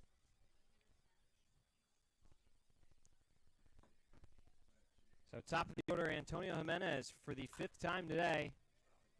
Flies the first one out to left field. Barth's got it, and he's under it for out number 3. They go quietly in order in the 9th.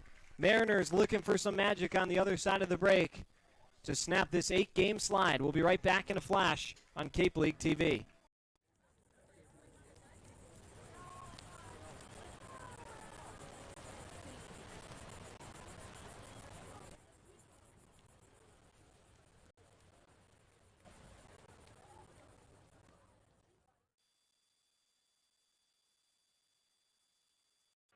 Here at the Mass State Lottery, we're known for our monster wins. But there's no bigger win than the $1 billion we provide each year to support all 351 cities and towns in Massachusetts. In our game, we know that supporting local businesses and helping communities is how we all win. Because at the lottery, we're all playing for the home team. The Mass State Lottery.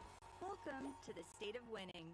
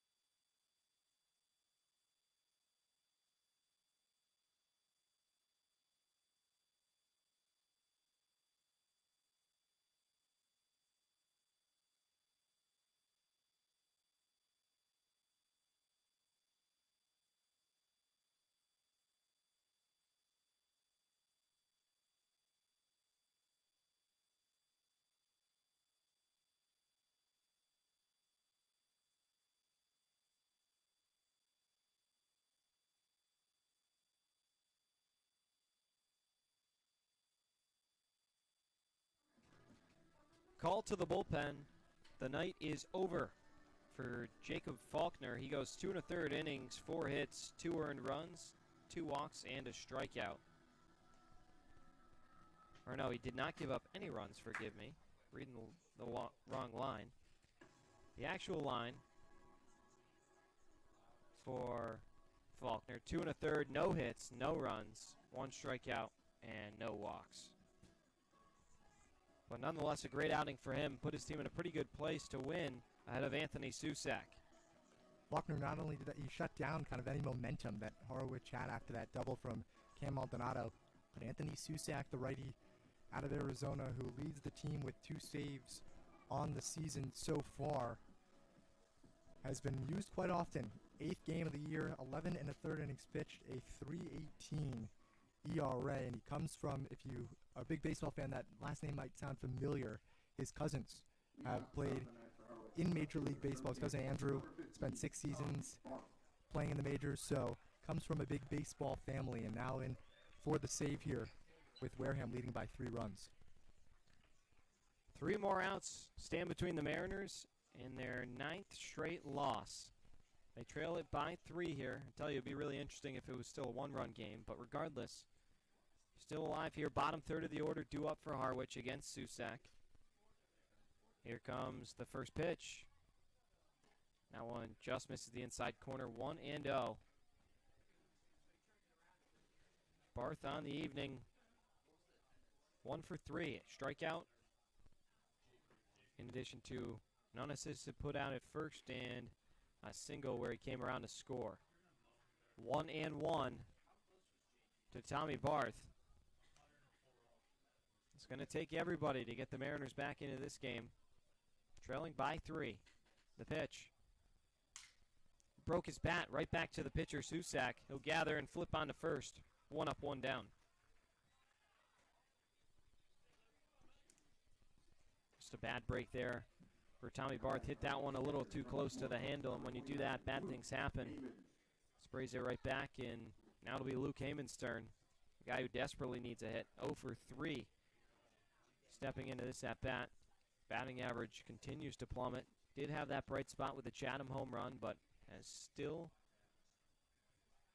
been in a cold spell looking to find it for the Mariners here in the Cape after a tremendous season at Florida. First pitch to him, misses inside, gets by the catcher, and it's 1-0. Seems like Harwich just needs a hit. And then, not saying that mounts the comeback, but just something to not go out fizzling. Show fight, and it just needs a little momentum to push it over the edge. 3 runs is doable in an inning, even 4 runs. Especially with the top of your order up very soon. And capable hitters here in Heyman and Maldonado. Just need something to go your way.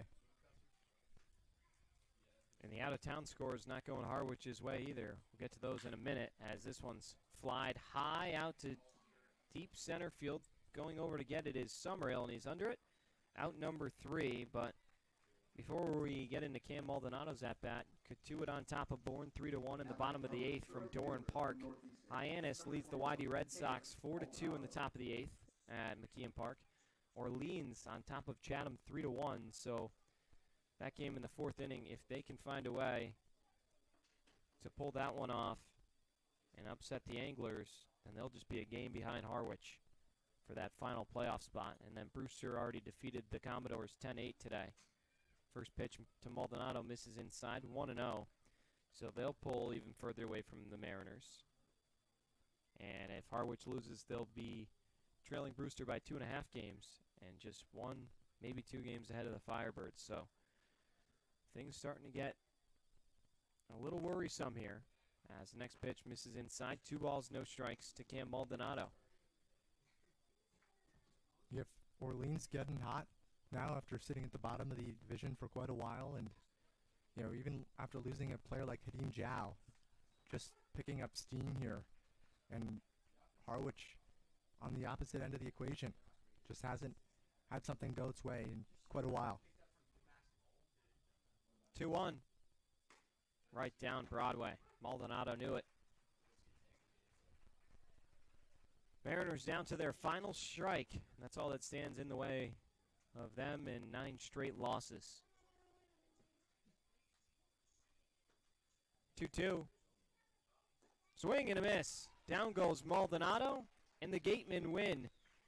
They have won all 3 matchups with the Harwich Mariners this season. There will be just one more out at Spillane Field on July the 26th, the final game before the All-Star break. But they take it here, and they improve to a Cape Cod Baseball League best 16-8-1. We'll break down all the postgame and highlights on the other side of the break, but for now, we step aside to close the book on this one. The Wareham Gatemen 6, the Harwich Mariners 3.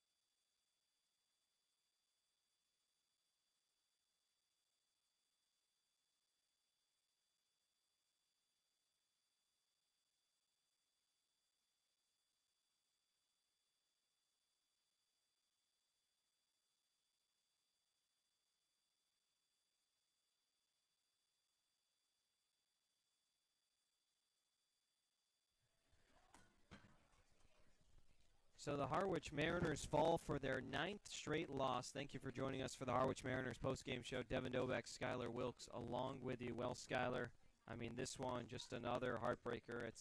It's all been within 3 runs, by and large, on this 9-game losing skid. I mean, it takes saves to beat the Harwich Mariners. I mean, they've been that close 8 of 9 times throughout this losing skid. But tonight, I think, just given all the ways you've found ways to lose games, just bad luck, bad breaks, bad plays, bad moments, bad strikeout, it just felt like another new one. Unfortunately, you were within 1 run, never found a way to push it over. They added a couple, and from there you were just dead in the water.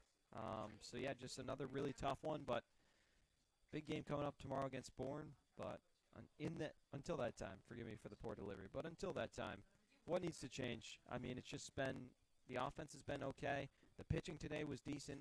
A couple bad breaks, and, yeah, just sometimes you don't know what you're going to do. That's the thing today. Pitching was very solid. Sam Takoyan, really impressive. 6 strikeouts on the day. Bryson Bales, not great in his first start of the year, but definitely serviceable. You would take, you look at it's a 6 runs allowed by the pitching staff. That wins you the ball game on Friday against Katuitt. Right, you scored 8 runs that game. Wins the ball game, or it pushes the ball game against Chatham. It pushes the ball game. I mean, there's countless examples of that throughout this trip. Right. It just, only out hit by 1. Just seemed like that caught stealing with Cam Maldonado in the 6th inning was the balloon that deflated the pin in the balloon. Right, you just tied it up. Big hit, top of the order up with Weingartner. And even though they make the pitching change, you take the risk, and not an understandable decision. Maldonado has great speed and is known for stealing bases. I think it's just about capitalizing on opportunities, right? Even in that 5th inning, I think is probably the biggest point, though. It's great that they responded from that. It really is, because that 5th inning, bases loaded, no outs, to come up empty-handed out of that after that, some base running errors, the double play, great defensive play by Sam White, just base running today was the key. Whether it was pitching the day before, maybe it was the bats. Today it was mostly base running. Another one where, so close. I mean, thinking about the way the Gatemen have kind of shut down the Mariners in the first 2 matchups, this is encouraging to see that you really made them scrap for this victory, and it was really within your reach. It is encouraging, but at the same time, it's getting a little redundant. And I think these guys have got to be a little upset now at this point, finding ways to lose, new ways, game in and game out. And, I mean, it's not fun playing losing baseball. That's the fact of the matter. I mean, they started with 9 wins, 9-6, and then they've lost 9 in a row, which is as many games as they've won.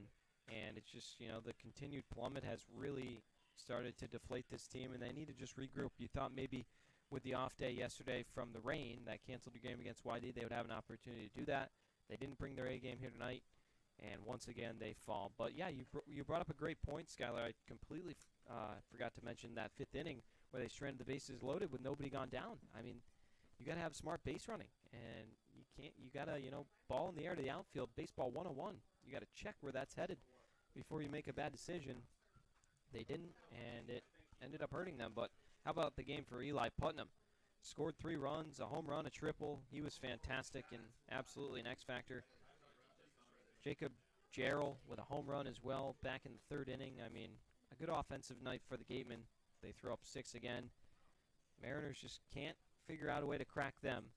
As final thoughts for you, Skylar, ahead of the game with Bourne tomorrow. But final takeaways from this one. Don't be discouraged. Just play a complete game of baseball, right? Today, bats were decent, maybe a little underwhelming compared to usual, but decent bats. The pitching was the best it's been in at least since this losing streak started. I mean, really, the pitching was the strongest we've seen, especially out of the bullpen from Tekoyan and Shaw.